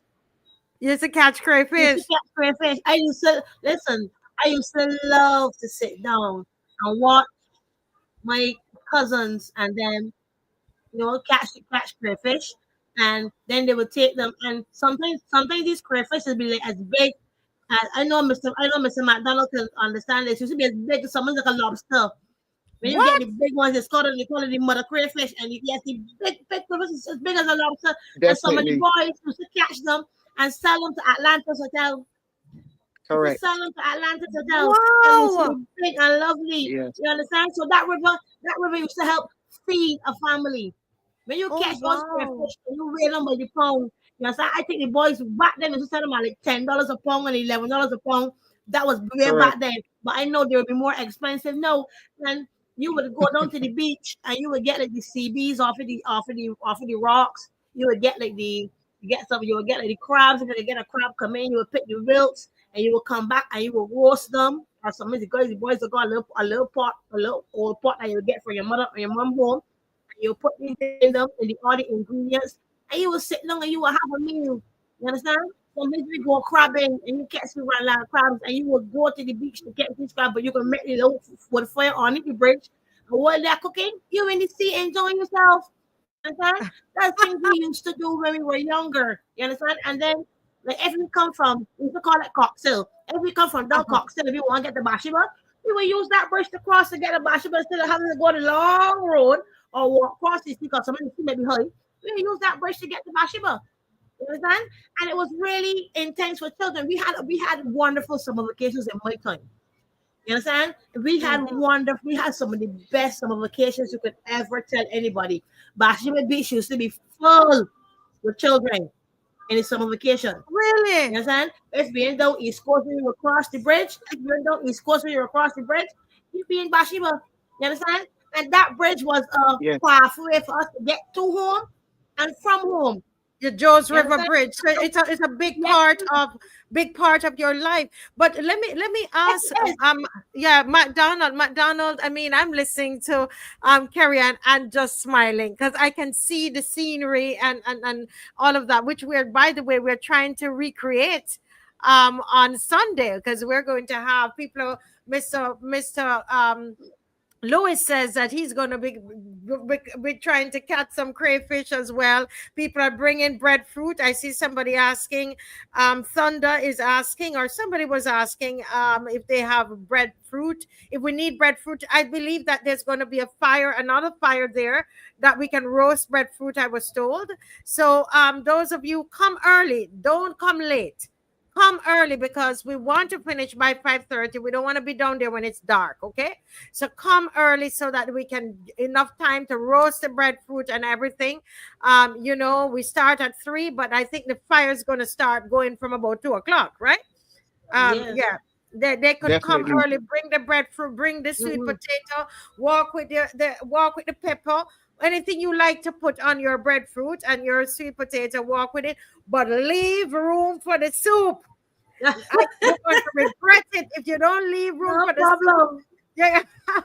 But McDonald, talk to me about your parents and your foreparents. Are there any stories that they would have told you about the St. Joseph River that you care to share with us now? Is he there? Hello, McDonald? Think he's stuck. Hello, McDonald. He seemed to be stuck with Yeah, a he smile simply on his face. yes. But Kerry-Anne, any Yes. stories that your parents might have told you about the river? Growing up, with my grandmother and stuff, because I remember as a little girl, she used to work on parks and beaches because it used to be called parks and beaches then, when they used to have the dung baskets on top of their head. Then Yes. she would go down on the beach on mornings, and she would clear the beach, and she used to talk about crossing that bridge. Like crossing that Mm. bridge where they will go to get their bath down where we call like down Low Rock and down the East Coast, stuff like that. Just crossing Yes. the bridge and walking and stuff like that. But she used to warn us. She used to warn us because I think many years back, someone had drunk down there. So you should warn us where to walk, where not to walk, and how to walk along the rocks. Because sometimes the rocks will be slippery. So you won't step on certain rocks. You understand? You won't step on Mm-hmm. certain rocks. You will make your way to the rocks that they showed you. So you see, they passed on the tradition. So you would pass it on because they passed it on to my boys too. And they used to go when they go career fishing and stuff. And Mm-hmm.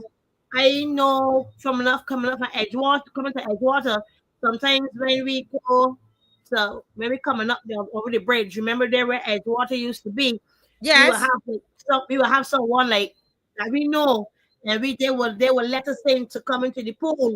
They will Ah. let us in to come into the pool, and they were like, people that we know, they will bring us a soft drink. Cause we were children then. They will bring us a soft drink and stuff like that. Because we down there had a good life. You understand? And my grandmother, she crossed the bridge. And she turned 80 years the 12th of this month. She was 80 years old. You understand?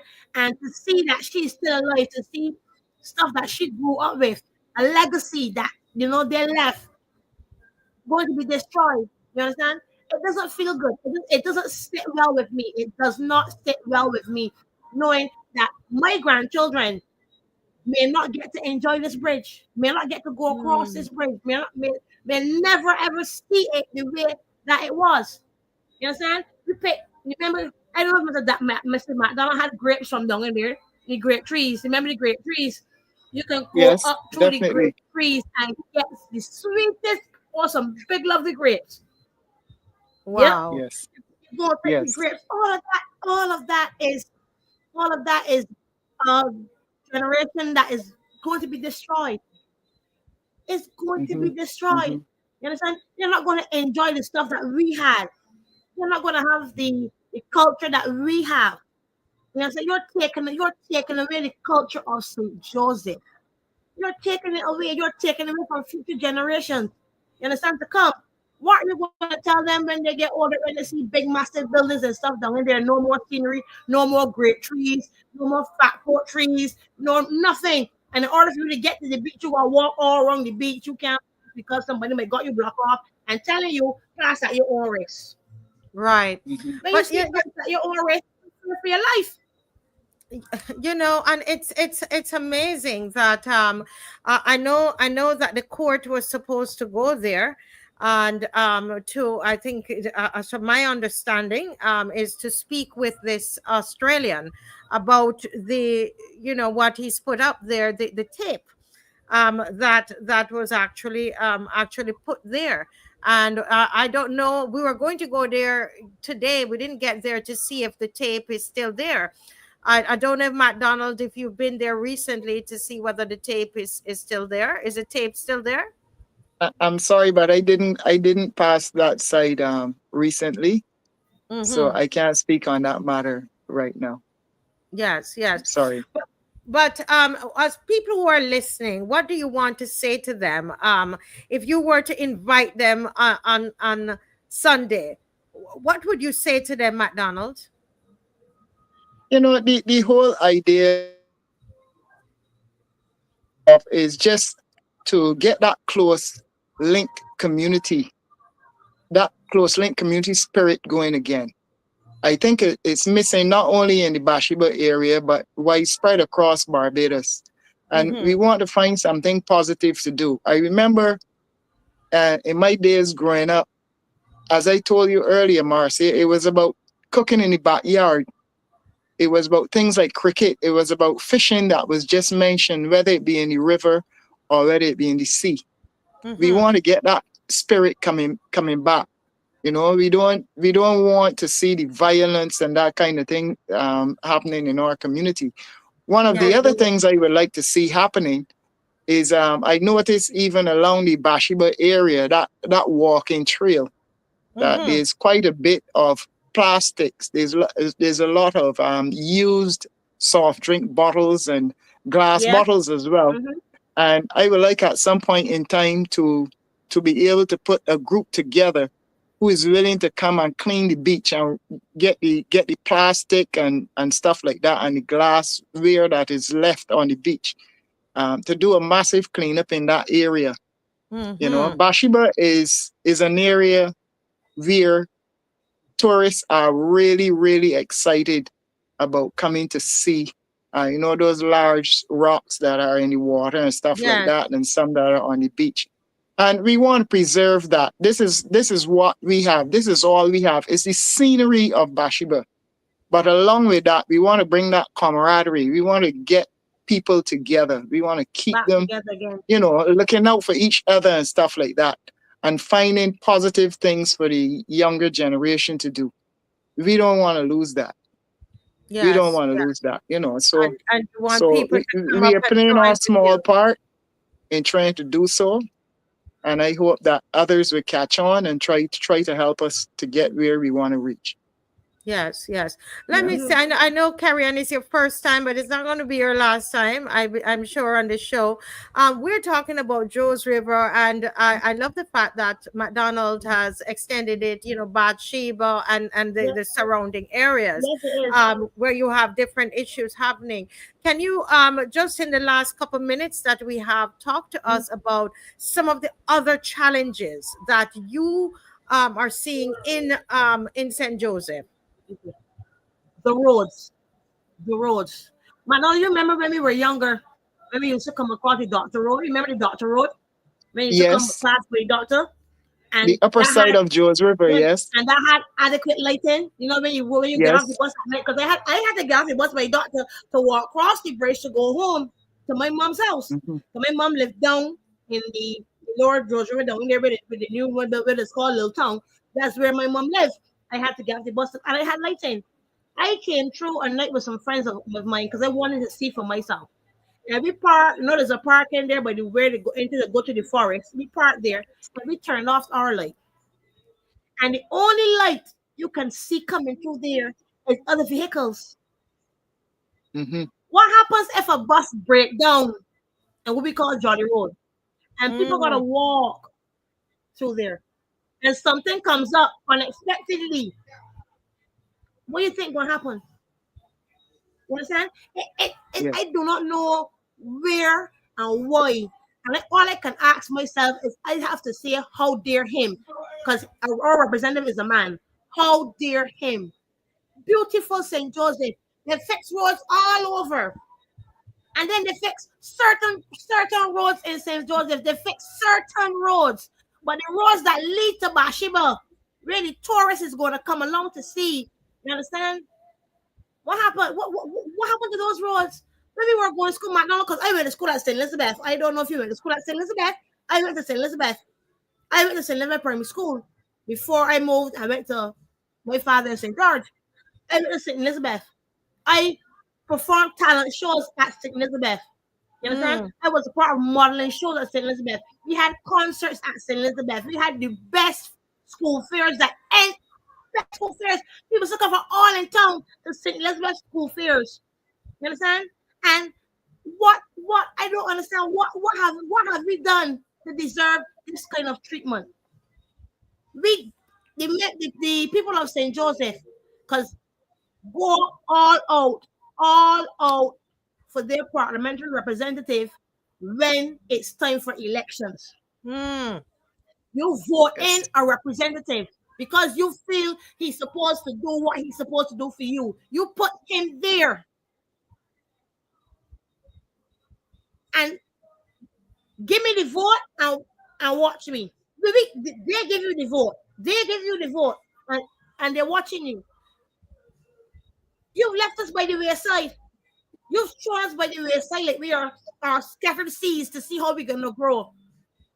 You can't do that. You can't do that to you can't do that to people. Oh my, look at that. Look at that uniform. Look at that uniform. Look at those children. Do you think that these children should be growing up with roads like that they have to travel? Do these think these children should have their history taken away from them? No. How dare him? How dare him? You have completely destroyed the life of St. Joseph. You have completely destroyed the way we grow up to see our St. Joseph. It's not St. Joseph anymore. It's not. It is not. You're letting people from outside come and buy up all of our land. You're letting people coming from outside and take away from us what our ancestors left for us. I used to remember playing on, we call it cocktail, playing rounders on cocktail with the dunk trees. That used to be clear. We play rounders. We play cricket rounders. We fly kites. I carried my boys to fly kites on that pasture. Look at it, it's complete bush. Complete bush. Why would you let that happen? And that used to be so beautiful. You could go up on a Sunday evening on that hill and watch all to see down St. Andrew.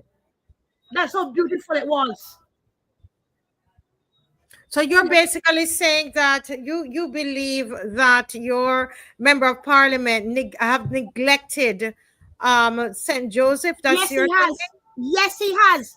He has neglected St. Joseph. I am not making no apologies on saying it. You understand? I am not one of the ones that's scared that tomorrow when I go, I might not have a job, or tomorrow they might take it to on my children. God has me and God has my children. Whatever you throw at us, you have to answer to God for.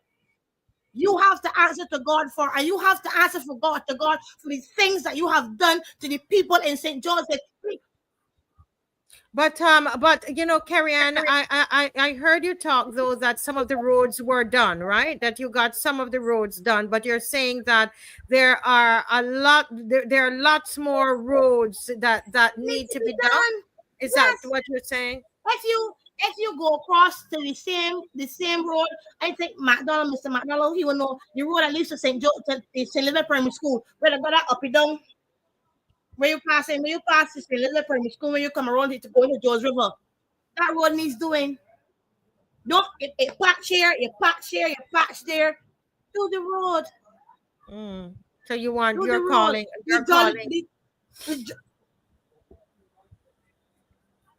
Understood, understood. Because you've grown up there, and you really really love the place. Let me go back to Mr. McDonald. McDonald, are you there? Yes, Can you I'm hear? here. Oh, The volume has gone a bit low, the audio. I'm not okay. hearing very clearly, so forgive me if I have to ask you to repeat a question. Yes. Okay. All right. You're hearing me good now? Can you hear me well? I am hearing you a bit better. Yes. Okay. All right. Carrie-Anne, are you hearing me? Yes, please. Yes, please. You're hearing me. Okay. All right. So what I want to we're coming to the end of this segment, and I hear the passion that's in Carrie-Anne as she cries out for St. Joseph and the people in St. Joseph who feel like they're forgotten. And there's Michelle, who's from St. Joseph, saying, yes, Carrie-Anne, there's a feeling that people are forgotten and so on. On Sunday, do you think that the residents themselves are going to come out to the cookout and the I hope and roadside I'm parliament? praying. I'm hoping I'm praying. I'm hoping I'm praying. I'm trying. I've put it in I've put it in the chat. I've put it in the chats that I'm in. I've put it in. I've asked them to come out. I want everybody to come out. I'm even trying to get other people that I know involved with me to come out because my president of Barnoufo, I've asked her to come out. I've asked my treasurer. I've asked people in the chat. I've asked my friends. I want everybody to come. Everybody to come and support St. Joseph because we need them. We need you. Yes. Mr. McDonald, let's see if we can go back to the soup. I'm wondering if you can hear me. McDonald, can you hear me? Yes, yes, I can. Right. So I'm back at the soup. We're going to end with the soup with a smile on our face, talking about that wonderful soup. So you don't have to give us the recipe. So are we going to have we're going to have some yams in there? Or we have yam in the soup? Yes, we're gonna have yam. We're gonna have just about every vegetable that we can think of. Think of at this time. Once is in season, and And as Yes. you we know, we're lots gonna of have drinks. fish in there. You can't come to Bathsheba and don't have some dish with fish in it. With So you're fish in definitely there. gonna have that. And what is soup without dumplings? We gotta get We gotta have dumplings. those as well. Dumplings all the Yeah. day. So Oh we're pretty my much on goodness. stream. We're pretty much on stream and just inviting as many people to come out. We need the support. Come out and give a hand, see what's happening in our area, and we can have a wonderful time. Let's have that friendship coming back together. Let's do positive things in our community. It's so Yes. important, not just for us, but for our kids and our grandkids as well. Yes, We have that is one of the so most beautiful important. parishes, if not the most beautiful parish in Barbados, Yes, yes, and we yes, it was. definitely gotta It preserve was. that. We want to preserve it. You know, Yes, yes. the, Oh the man, you scenery guys. there is so amazing. It's amazing at Bathsheba. Yes, it is teacup I, and I salsa. A night like Valentine's Day, and so on. That's the Yeah, place the lovers go. that's right. As I say, St. Joseph will come from. Yeah. Yeah, yeah. Wonderful, I remember meeting some tourists from Sweden. I met them at Oysteins while waiting in line to have a Friday meal, and they asked me if I was from that area in Oysteins. I said, fortunately, I had a picture of the view from Dennis Money Hill, it's called, where the construction is going on now. I had a picture there of that view, and I Mm-hmm. showed it to them and said, well, this is where I'm from. And they went like, oh my goodness, that is so beautiful. We got to be there on Sunday. And Oh believe you wow. me, they used their GPS to find Bathsheba the following Sunday. And we had a good time. We had some evening dinner and stuff together, and we are friends up to this day. Oh wow. Great, Oh Yeah, wow. great, That's the great, yeah, beauty of the beautiful. great. beauty of St. Joseph. The beauty. Yes, Well, we're coming down. I'm excited. I'm so excited about it. I'm going to be there early. And Good. I'm seeing Miss McCLEAN is joining. I hope she's going to come on Sunday and taste that soup and eat some breadfruit and roasted right there before our eyes. And we're gonna wash some clothes and we're gonna occupy and we're gonna do as our ancestors did. Thank you all so very much for coming on tonight. And KERRY-ANNE, we're gonna keep in touch with you most definitely. And Mr. McDonald, thank you so much for your sacrifice. Oh, you're more than welcome, all Marcia. that you do. Looking forward to seeing you guys on Sunday. Yes, Okay, please. you keep up the good work. Yes, thank you so much. God bless. And thank you too. Yes, bye.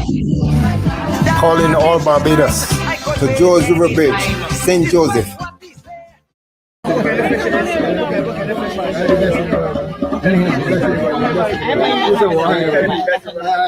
We don't want to do this because what we are doing here is going to block you out from this side. 5:30 p.m. Massive cookout. Big roadside parliament. We cannot awake one day to find that Barbados is not our own. Hear from veteran speaker Nigel Newton. Our heritage, our own. Let's enjoy it. See you there.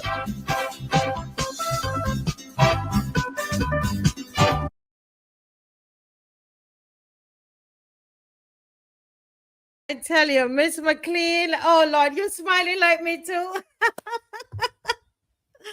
How are you doing? Welcome, welcome to the Marcia Week show. You're muted. You're muted. No, I said I'm smiling, but I am vexed because I got work to do Sunday. You know about I thought. I know, but I mean, it's so it's going to be a beautiful experience. You must check it out on a moonlight night. As a teenager, I remember going to moonlight picnics with my older sister and her, the members of the staff of the agency that she worked with. But you know, nowadays, and I remember walking on the sand dunes and those kinds of things. Of course, nowadays, a group of friends, we would do that on Sunday or Saturday evenings, but I'm not sure how safe that moonlight thing will be at this point. If it's a large number of people and you're probably not wandering off on your own and so on, but that's why I cite, because so much has changed. So apart from being robbed of peace of mind because of criminal activity, we're now losing some of the things. I listen as you look for a call. I don't know if you have somebody on. Yeah, we just want to remind people that this is the time for them, Miss McCLEAN. We want to give them a voice, and you're here to help to facilitate some of these calls, answer questions, and make comments, and so on. Okay, but continue. I interrupted. No, I was just saying that we're losing so much, and I listened to the contributions just now, and today I heard the question asked on, I think it was brass tacks, you know, about the foreign exchange. But my response to that, if I had to respond to the conversation, was yes, there's money to be brought in, or there's foreign exchange. But there's also a cost to the country, to the people. Hi, good night, Judith Ann. What are we giving up when we engage in selling off everything? Now, and the other thing is, we can have foreign direct investment, but we need to be able to enjoy it together. You know, in other words, any building permission given should also recognize traditional rights. Government acquires property, you know, for all kinds of public purposes, and that, you know, compulsory acquisition. So in essence, when you give permission for construction, do you not consider the interest of the broader interest of the citizens, and so that we can, you know, coexist? You know, I don't know if you have any callers, Marcia, but let me see. Anyway, I'll continue until I hear you signal a call. But I was listening. And you have any callers? Not as yet. We're actually making sure that we're not missing anybody. So yes, I'm right here listening to you. Okay. No, I was thinking about, you know, I go to the beach on mornings. Yes. And I've been doing that for at least 2 decades consistently. And in the area that have gone, there are a couple of things that have happened. You've had some townhouses, exclusive townhouses constructed. One block has been constructed. People have been raising concerns about another. But you know what I find interesting? Because I am waiting to see if any attempt would be made to change or deny access that we now have. Because some of the people who purchase properties were visitors who came here every year, and they interacted with us, and they were having, you know, a good time. They swim with us. Sometimes they have conversations. But interesting enough, the local developers are sometimes the one who seek to change things and create this enclave and so on, you know. And so I really want to know what happens in the minds of our local people who either develop these or who give planning permission. Because at the end of the day, if we need to be able to coexist, and I don't think that Barbadians should be sitting on the sidelines looking on and saying we used to enjoy this. Because at the end of the day, what you're doing is, if you're restricting areas, you are taking away from an entire population of nationals or residents and people who visit, you know, because tourism is our major foreign exchange earner. You are also depriving those visitors, because I heard McDonald's explanation just now about some people he met at Royston's, I think it was, and how based on a photograph, they decided that they had to find this lovely place before they left Barbados. And they also they have become good friends of his, you know, and that may encourage them to come back again and again. So I think there has to be a balancing of the cost and the benefits of these. And above all, we as citizens of this country should not be deprived of access to certain key areas, because the two things can happen together, you know. And so, and yeah, well, Joe is correct. We know that government has acquired some properties, you know. Yes, someone is calling. I think we have good night caller. Good night, Marcia. How are you? I am doing well. A good night. Let me see. Are you hearing Miss McCLEAN? Yes, I'm here. No, I'm not hearing her. I'm hearing you. Okay, right. So go right ahead, sir. What, you have a question or comment? I have many. I don't know if you can hear me loud and clear. Yes, we're hearing you loud and clear. What issue do you want to comment on? I want to comment on this overtaking of our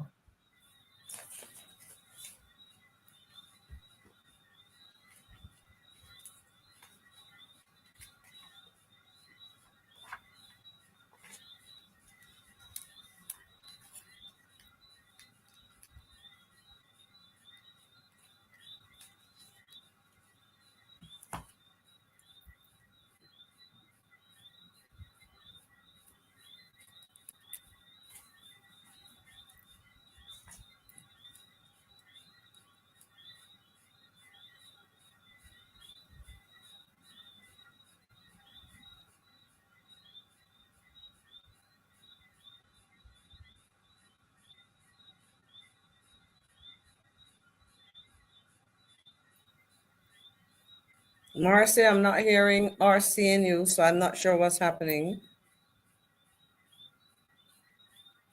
Can do more to help it. You know, the school down in the colony is gone. The dig down that's a historic site. Holetown is about to go. The garrison is about to go. They try to destroy Jackson. You know, Bashful gone. We gotta stop this, man. We gotta stop letting these people do what they like in Barbados. We the people are the power. And we need to come out. I'm mad, I'm vexed. You know, when this crazy guy vex me in the cartel, they come to Barbados, I bet you all half of the Barbarians will go up there, but they don't want to come out protest against this stuff. We need to stop this nonsense, you know? Yes. No, let me just see, because it seems like I'm stuck. It looks like I'm stuck. Can you hear the caller, Miss McCLEAN? I missed him for a while. I heard some of him. I heard him mention some of the areas that he figures that we're losing some of the key heritage sites. But he had initially had disappeared for a while. But again, right now, I'm not seeing you. And Right, so, I'm having some problem. If you notice, I'm stuck. right. Yes, I'm hearing you, stuck. but I'm just seeing. Yeah. Right, there's a delay, so I'm going to sort it out. So if you can just carry on and let me try. We're having some technical. You see, I'm delayed. Right. Well, the question I was Okay, well, so I just part of what he said, and I was wondering if he was calling for action on the part of citizens. Now, let me say that Barbadians are a reasonable people, and I think that what Marcia and the members of the loyal opposition, what we are doing essentially, is to highlight the several issues that are there, bringing to the attention of policymakers the feelings of Barbadians.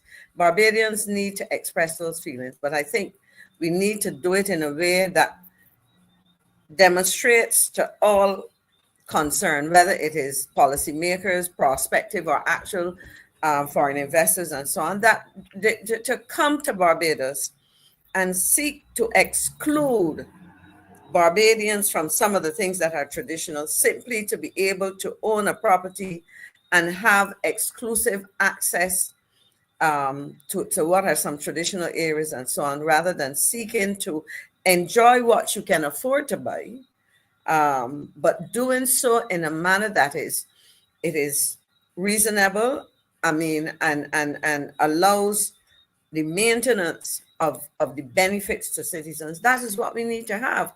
But to come and to threaten people, even by your appearance, your body language, by your actions, and to restrict people, that will not go down well with citizens. And we have seen in other places, when taken to an extreme, people have taken positions that I would not want to see Barbadians take, but I really have to challenge the notion that, okay, this piece of land is private property.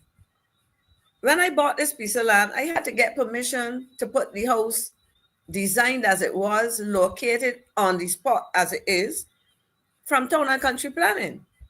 I had to get inspections done by Light and Power to make sure that the electrical installations were properly done, and all of these kinds of things.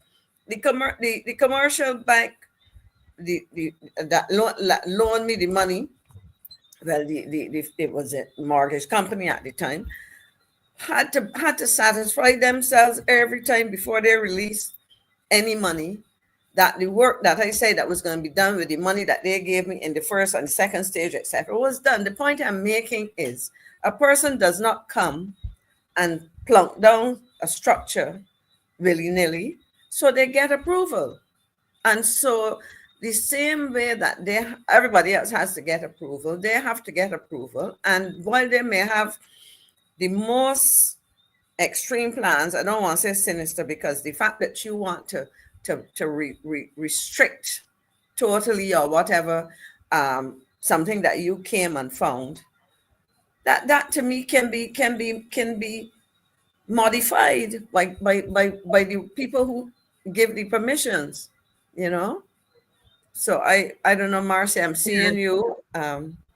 Yes, I'm stuck, so I'm depending on you to carry on for me, because I can see that I'm delayed. I think you're hearing me now? Yes, and seeing you moving and everything, so keep going. Right. Okay. So I feel a little delayed, but yes. Okay. No, but you're saying I'm delayed again. But you're very right. You're very right about that. And I was actually speaking to someone about the this particular developer is a businessman, and apparently he has several wellness centers. And some of these wellness centers are in Washington and other areas, and it would appear that it is a similar type of business that is being proposed for that particular area there in St. Joseph. Can you hear me still, Miss McCLEAN? Yes, I'm hearing you. You're talking about a wellness center that is being proposed. Now, my question is this. Yes, right. You are seeking to establish your business or to expand your business, because if he has some in several areas, he is seeking to expand that. But do you expand it in a way that says to the people of the country, I will pay no attention to your requests for continued access? I don't see that it's going to in any way impede what he has to do and so on.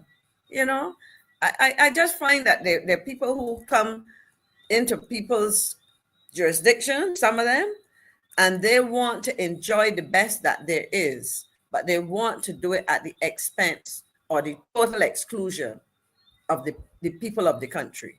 And that cannot be acceptable, because that tells me that you really do not care about that place. Perhaps money is your motive. And the other concern that I have, well, this one, as you mentioned, is maybe a wellness center, but there are people who will build very expensive houses and maybe spend a month here of the year and they're not going to necessarily put it on the market for rent, in a rental pool, because for them, they don't need that money. And so they may say, I don't want anybody in my house. I want it to be available to me when I am in Barbados, and you can shut it up, keep a minimum staff, maintain it. I will call, and when I'm coming, just prepare it for me to come. But so in essence, it is a lovely property, but it is shut up for the vast majority of the time. That's one scenario, but at the end of the day, I think I want to respond to Nina 512. We need alien land holding legislation. I remember Glenn Marie raising this and others, and perhaps the time has come for us to revisit how people are able to invest in real estate and on the terms and conditions. A 99-year lease at the end of the day is something that is feasible, but even if you have alien land holding legislation or some kind of hybrid of that which restricts out and out purchase where transfer goes for, once you buy it, it's yours indefinitely forever. Even if whatever it is you still have to have permissions for what happens on a piece of, so permissions still have to be given, even if it is outright sale or a 99-year lease. Again, let's say that person had a 99-year lease and is allowed to build in the way that they envisage without making any changes. That's a problem, So we can't get away from the role of government and town and country planning and the minister and the cabinet on these matters, Yes. Miss McCLEAN, I think I actually dropped off completely at one point, but I'm back up, and it seemed like it's working much better now. Mm-hmm. Well, in that time we did have a caller, and I'm supposed to call them. We're reaching them back. Yes. Yes. Good night. Can we hear? Good night. Yes. Good evening. Can you hear Miss McCLEAN? Yeah, let the person speak. I was hearing. Yeah.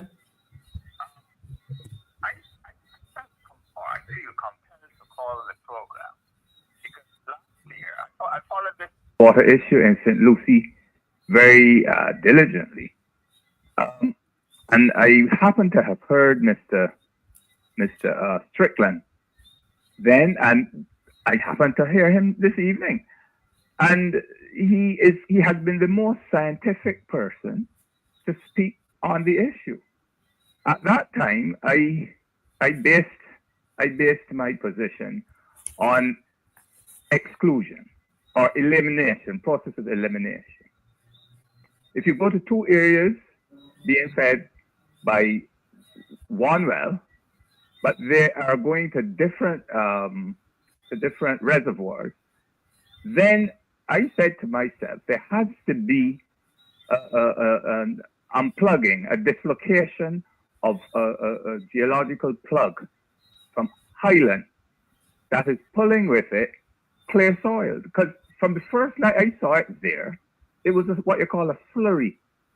It is, as we would call, mud, but it is clear mud. So you can't drink that. You can't filter it because you're only removing the color, but you're not removing the dangerous ingredients. Now, at that time of the year, rainfall was much more heavy than now. So the color, obviously, is going to be lighter now. But Mr. Strickland has come back and said that having used the filtration system, it eased up for some time, but now it looks as if you're going to repeat the same purchase of overseas filters to do the same thing. So by process of elimination, there is, the area is cavernous. There has been a shifting, and I drew to their attention something like what had happened at Britain's Hill a few years ago when we had the cave-in. Now you watch and see as you move further into the area. I don't like to call it discoloration, the contamination, because discoloration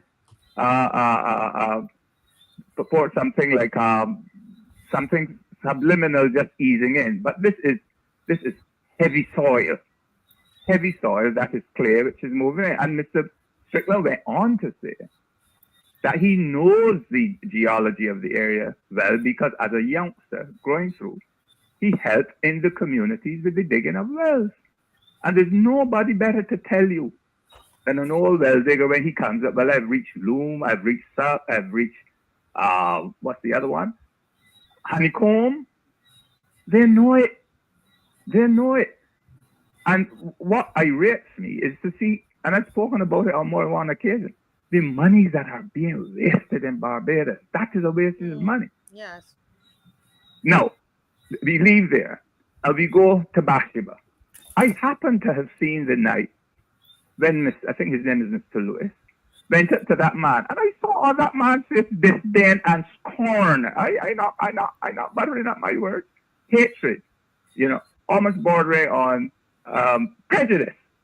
What is this black man doing walking up my driveway? There are international fora that look after people. They can do as they like with the Aborigines of Australia, but they can't come into the Caribbean and do that. For sure, Marcia, they couldn't have done that in Jamaica, nor in Trinidad. But we are a more, quiet kind of person, and I would like to see bad behavior break out. But he must know, and they must know. And you know what is my simple conclusion? Why we are selling off like crazy? I said it before and I'll say it again. You don't have to be an Einstein to work this out. We are not getting our return on tourism as we should be. In other words, the foreign exchange which should be going into the central bank is not getting there. So Barbados is being seen by developers overseas and otherwise. Hey, this is a place that we can go set up a hotel. We can get some foreign exchange, ship it back home, right? And everything will be all right. And what do we have to do? We have to sell off.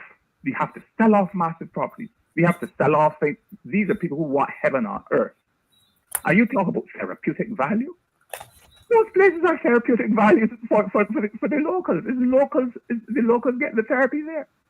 And if you come closer into town on that Bay Street strip, yes, across from the ministerial building, as we call them at Bay Street, financial building. I used to, at one stage, I worked for 2 international pharmaceutical companies. And whenever my bosses come down, I would put them up at the Hilton because it's close into town. You get into town fast, and back when in the evening they could go and have a swim, enjoy the evening. And whenever I drive by there, I wait for the comment. Hey Dave, what goes on there? I said, that's the seat of cabinet, or prime ministers there, minister. They said, wow, if we had lived here or if we had worked there, we would bring our swimsuits or trunks with us and go and swim every evening.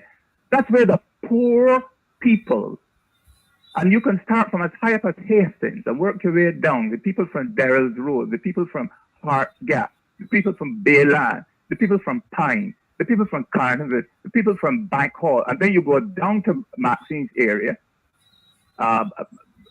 in Black Rock, and they too have their nice areas for that. That is therapy. So we are not selling out Barbados.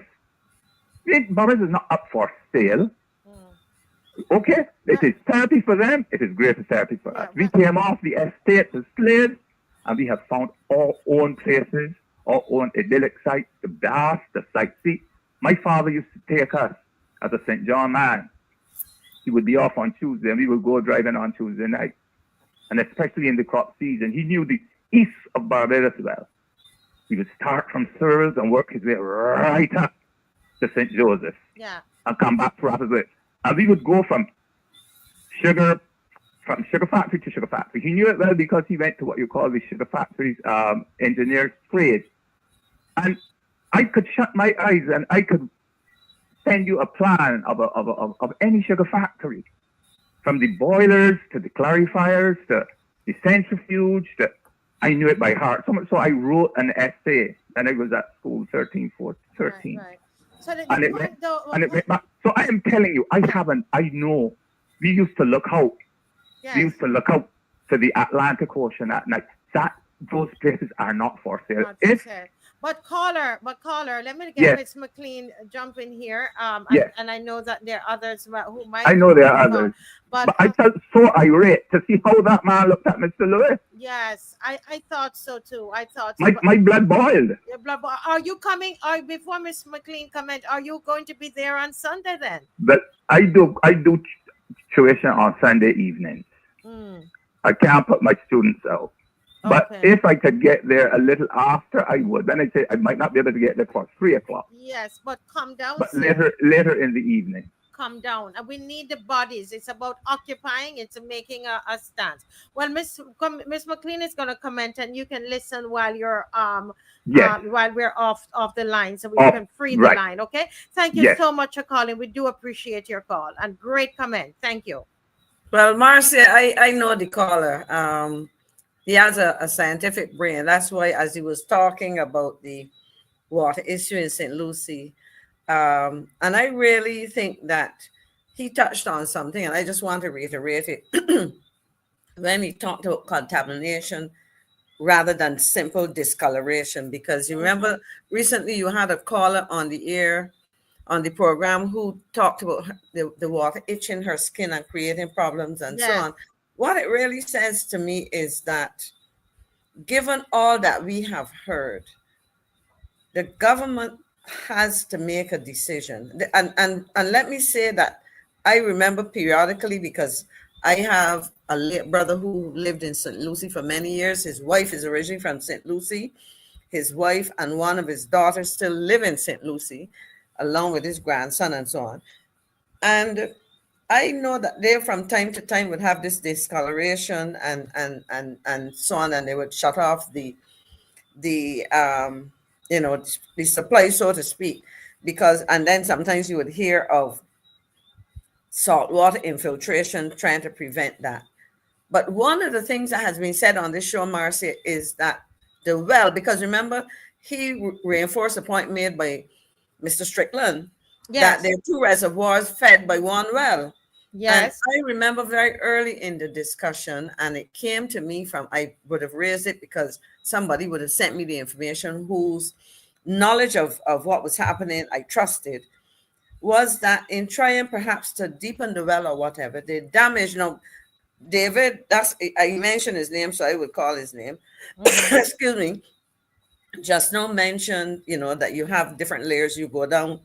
And what I would call the well cap was damaged. Now, Mr. Strickland introduced something else.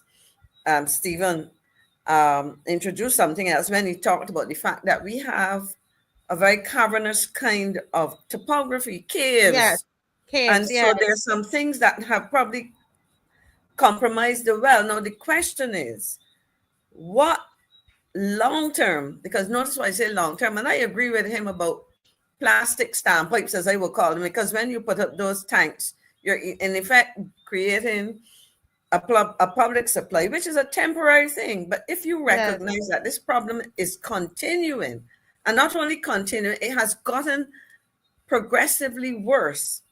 It's now a sustained problem rather than a periodic problem. Yeah. And so what the government has to say to the public is, look, this is it. The filters that we put on are not the appropriate ones. They're not capable of addressing the heavy clay soil that your last caller mentioned. And so we have to do that. The other thing you talked about, we're not getting the return on investment in tourism. And that is an issue which we have to dissect at some point in time, because and I asked the question, when somebody purchases a property, now this guy in question is an Australian. Yes. Who was the former owner of the property? I don't know. Was the owner a Barbadian living outside of Barbados or having banking arrangements outside of Barbados, or was this a non-national, a foreigner? Because at the end of the day, if you were living in New York or Timbuktu and you wanted to sell your house in Barbados, and I was living somewhere else, or even here, you may request of me, who is buying your house, to pay me where I am or where my account is. So in essence, you had a transaction. So that initial purchase, the money may not see the light of day in Barbados. You're with me? So all the talk about foreign exchange, and you're going to be building and so on, a lot of the monies in there will not see the light of day. Now, let's say, for example, and I don't know about this situation, but I'm just going to give you a scenario. Let's say that the two owners of the two parties to the sale, the one who owned it and the one who bought it, were both non-nationals, and the transaction was executed outside of Barbados. My question to the authorities, is there any requirement that any of that foreign exchange comes to Barbados? And the reason I say that, now the transaction was effected, the person now is going to construct on the property, etc. And will they be using strictly, let's say, suppose the person had a business in Barbados. They might have executed a sale overseas, but they may also be getting into development, and they may be demanding access to foreign exchange from here, depending on what arrangements they are making to use either local, funds or whatever. So it is not as straightforward. We are getting foreign exchange, and this lump sum of foreign exchange comes and drops into a commercial bank or wherever. There are uses of that. And so we would need to know exactly how the benefits, and even if there are benefits, the key point you made, and I will pause at this, is that while there are dollars and cents, there are other benefits and so on that accrue to the population that you cannot simply put a dollar value to. And there are things relating to the patrimony, to our history, our heritage, what we can enjoy, what we used to enjoy, what we enjoy now, and what we want to enjoy in the future. Yes. I'm listening to you, and when you hear historians like Sir Henry Fraser, and I don't know if Dave can put up his picture for me. Sir Henry Fraser is a renowned architectural historian, Professor Sir Henry Fraser. He has strongly condemned plans to demolish the historic Holetown Civic Center and police station to make way for a high-rise hotel. And sometimes you hear Mr. Victor Lewis from St. Joseph. He's complaining, etc. And he said, whatever. He's not a historian. Actually, who is he? Who is he? Right. So here you have, and Sir Professor, renowned architectural historian, right? Henry Fraser, who is not there talking about foreign exchange. He's seeing something beyond that, and he's calling the proposal that is poorly thought out and an affront to Barbados' heritage preservation efforts. His scathing critique comes amid growing opposition to the government's plans, with the Barbados National Trust joining the chorus of dissent. The proposed demolition of the centuries-old site in the shadow of the monument to the island's European settlement and governance has sparked intense backlash, as people argue that such a move would erase a critical piece of Barbados' history. Speaking to Barbados Today, Professor Fraser, a longtime champion of heritage conservation, voiced unwavering support for the National Trust President, Jeffrey Ramsey. He says this. This is what Sir Henry Fraser says. I agree with him 150%. This is not a well thought out proposal. He lamented what he described as a contradiction in the country's approach to heritage preservation, embracing cultural elements like music and cuisine while allowing significant historic structures to deteriorate. He says this. Sir Henry Fraser says this, Ms. McCLEAN. Everybody is talking about our food and our dancing, but meanwhile our buildings are all falling down. He said, we have a historic bridge town and its garrisons as a UNESCO World Heritage Site, and half of it is derelict. Half of it, the buildings of Bridgetown, are derelict. Professor Fraser further noted the implications of relocating the police station, particularly for the average citizen, echoing the Trust's concerns that dismantling the civics complex would disproportionately affect those who rely on public transportation. The whole complex, they're so convenient for people getting off the bus, as Ramsey said. Instead, they'll have to walk hundreds of yards up a gentle hill to a new site and spend hundreds of millions of dollars building a new one. He said, suggesting that the cost of relocation far outweigh any purported benefits. Sir Henry Fraser says he dismissed the idea that a new complex could be built at a reasonable cost. There is no way that a complex can be replaced in the way our police stations have been replaced at Hastings for $14 million. This is a joke. He said the architectural historian further noticed what he described as a troubling pattern of neglect for historic buildings across Barbados. And he goes on, and this is a long article. He says we must also seek to bring our heritage to life for the benefit of our youth and generations to come. And I am saying, listen, all these cries, Miss McCLEAN and viewers, are all these cries falling on deaf ears? That's the question I'm asking. I trust not, but as it is right now, you see, people are asking the question, when, what commitments have been made, when were they made, and what is the full extent of the commitment? And the person best able to answer that is the Prime Minister, who is the Minister of Finance, who is the minister responsible for town and country planning, or what, planning and development, or whatever they call it now. And she needs to come to the public and say, no, you know, I had reason to be in Christchurch this morning and this afternoon, coming down from Christchurch, as I got to the area by the Esplanade, not the Esplanade, sorry, the Esplanade is down Bay Street.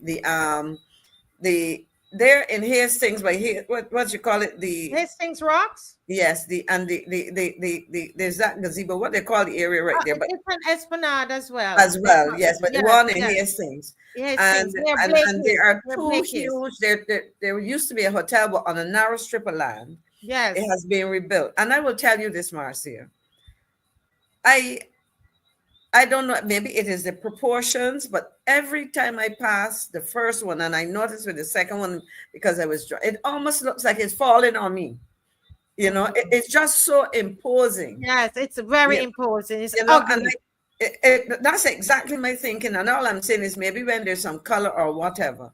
But I just find that it just dominates the landscape. Now you have that, you have others. Yes, we need more. We need more hotel rooms, I suppose, etc. But my question is, what? And I've raised it on the show before, and I raise it again. What is the carrying capacity when it comes to tourism rooms, etc.? And do we need to have? Because I'm just thinking of that Holetown area, which has a certain aged feel to it, that you're going to put up now some probably large box, because it probably will be designed to maximize the space and whatever.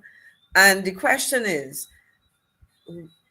you may create this 9 stories or something. I heard somebody talking about, I don't know. Mm-hmm. And it takes me back to a conference I went to in Aruba some years ago when I was at the university. And it was a regional conference. And we stayed at a hotel that I had to ask, and not only me, several of the participants, because this was a massive hotel. And you could tell that a lot of the rooms were not being occupied. Yes. And I have a sensitivity to mold. And from the time I opened that door and went in, I could feel my skin begin to itch, my throat and everything, because the room was moldy. And the reason it was so was that you have these massive hotels, but the occupancy rates are never at a level that really keeps those rooms turning over and being cleaned and used and whatever.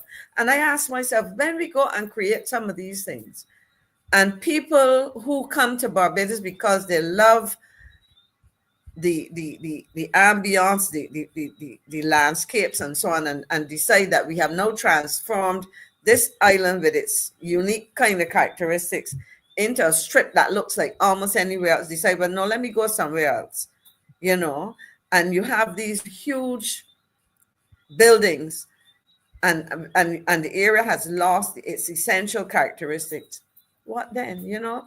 And so to me, there's a balance. And then you haven't even got into the issue of water and sewage, you know, sewage treatment, water, access to water, and the implications of that for the people north of those things. I mean, there's a lot.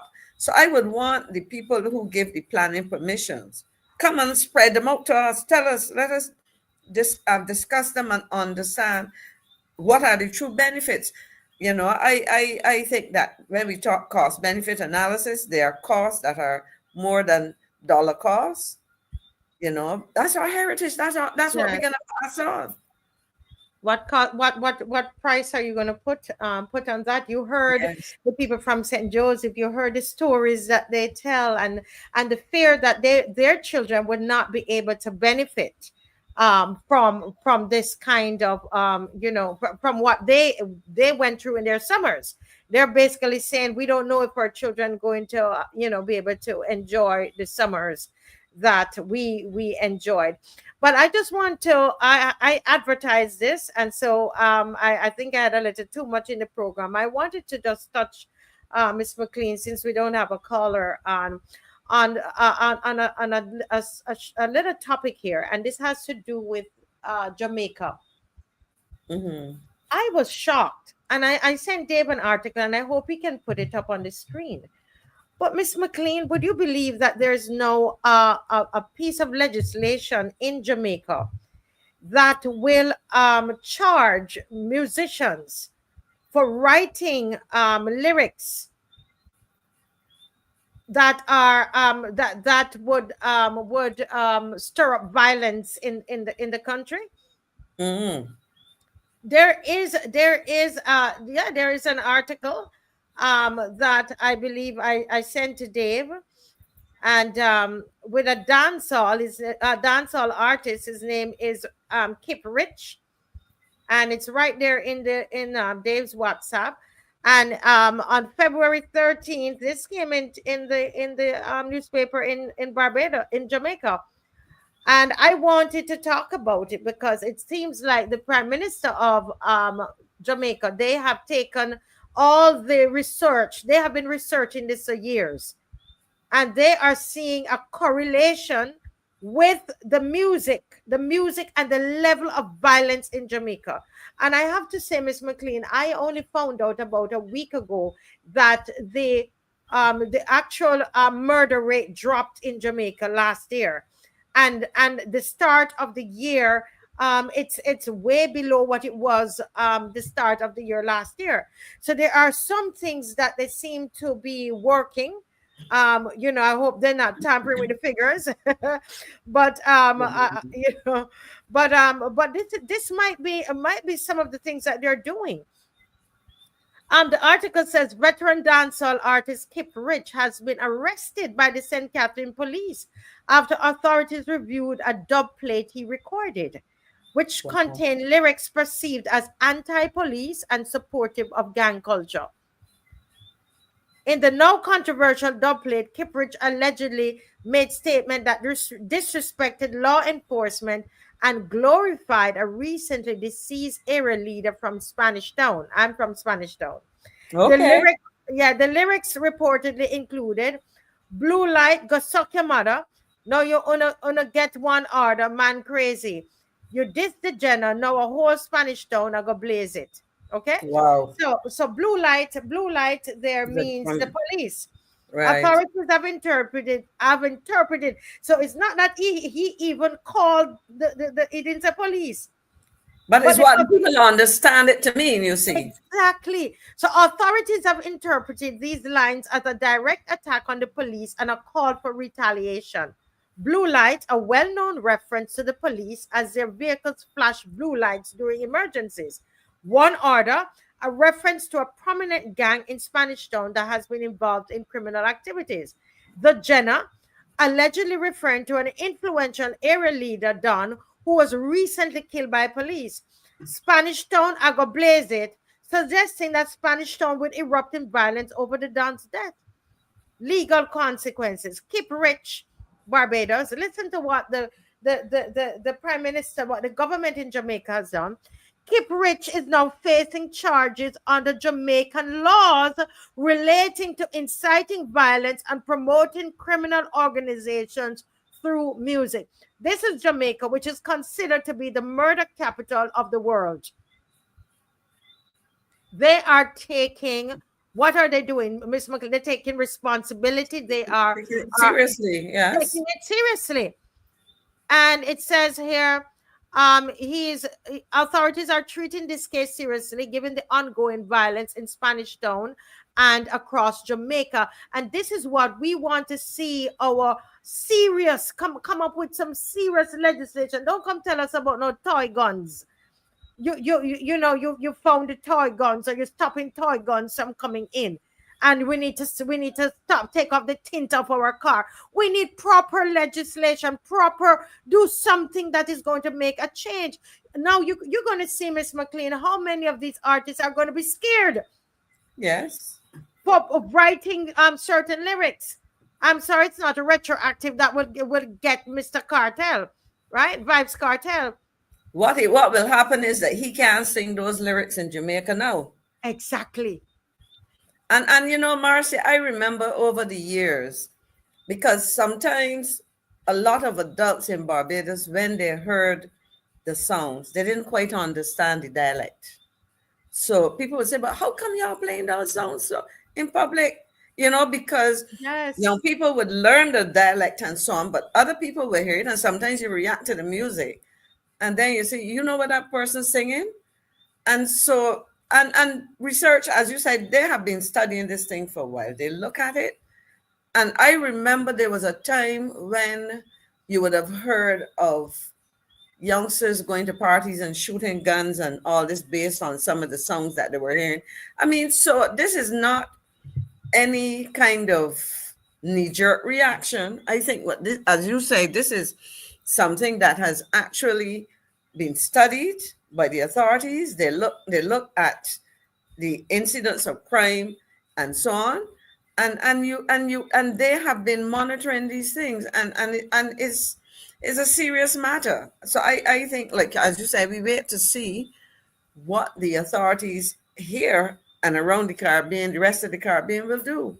Before I forget, Marcia, I just want, because we're talking about his stories, even though you might not have been finished, to offer my deepest sympathy to the family of Trevor Marshall. Yes. Mr. Marshall. I know his wife, Margaret.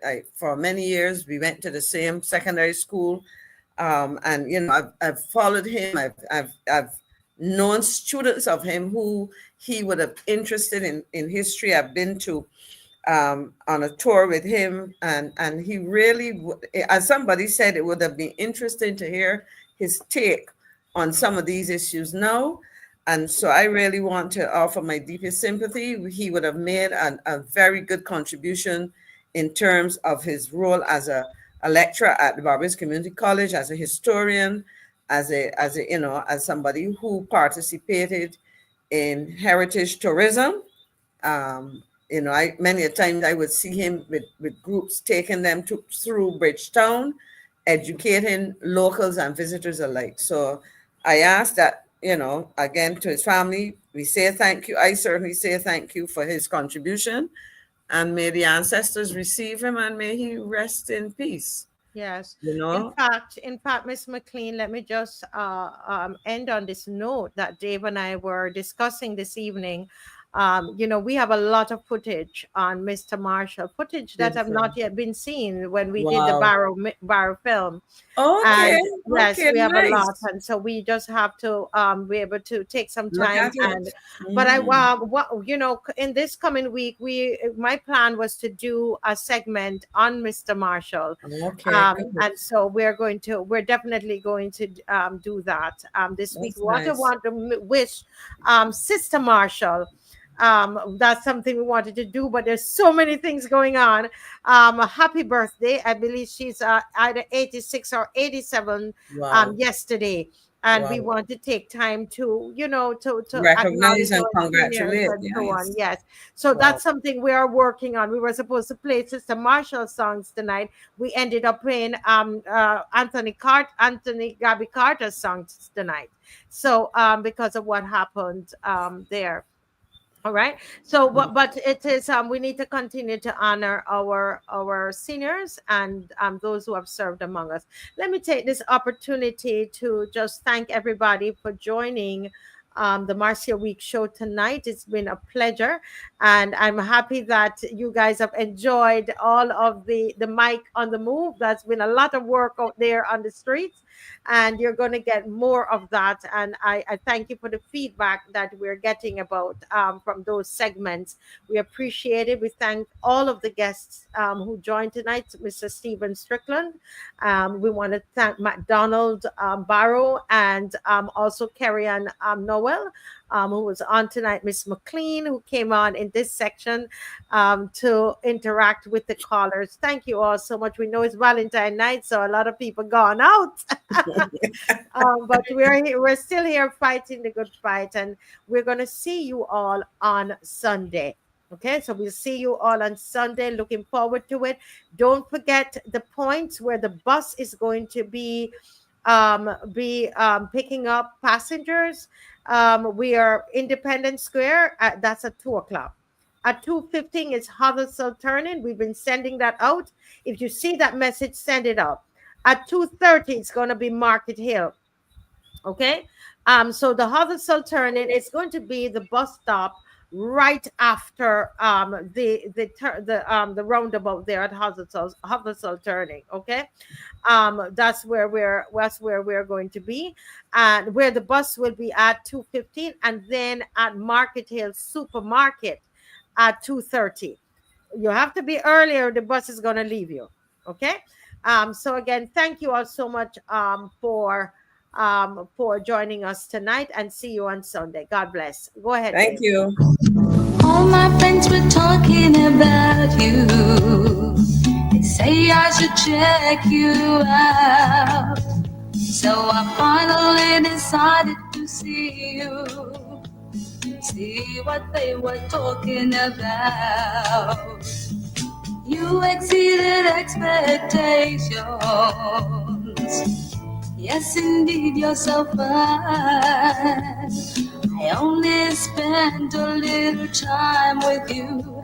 Now I just can't get you off of my mind. 'Cause you are beautiful and spoiled. I've never seen seen your life before. Whatever the indisposition, be sure enough there's a cure. And when I'm wrapped up in your embrace, all my cares just disappear. Please don't let nobody change you, and you'll never be without a friend. Yes, so this is where we say good night for real. And Teroni, I was waiting for your birthday to come, and believe me, the day went and I forgot. Teroni watches the show almost every night. Teroni, happy birthday, and I will see you on Sunday. God bless you. Bye-bye. Bye-bye. Here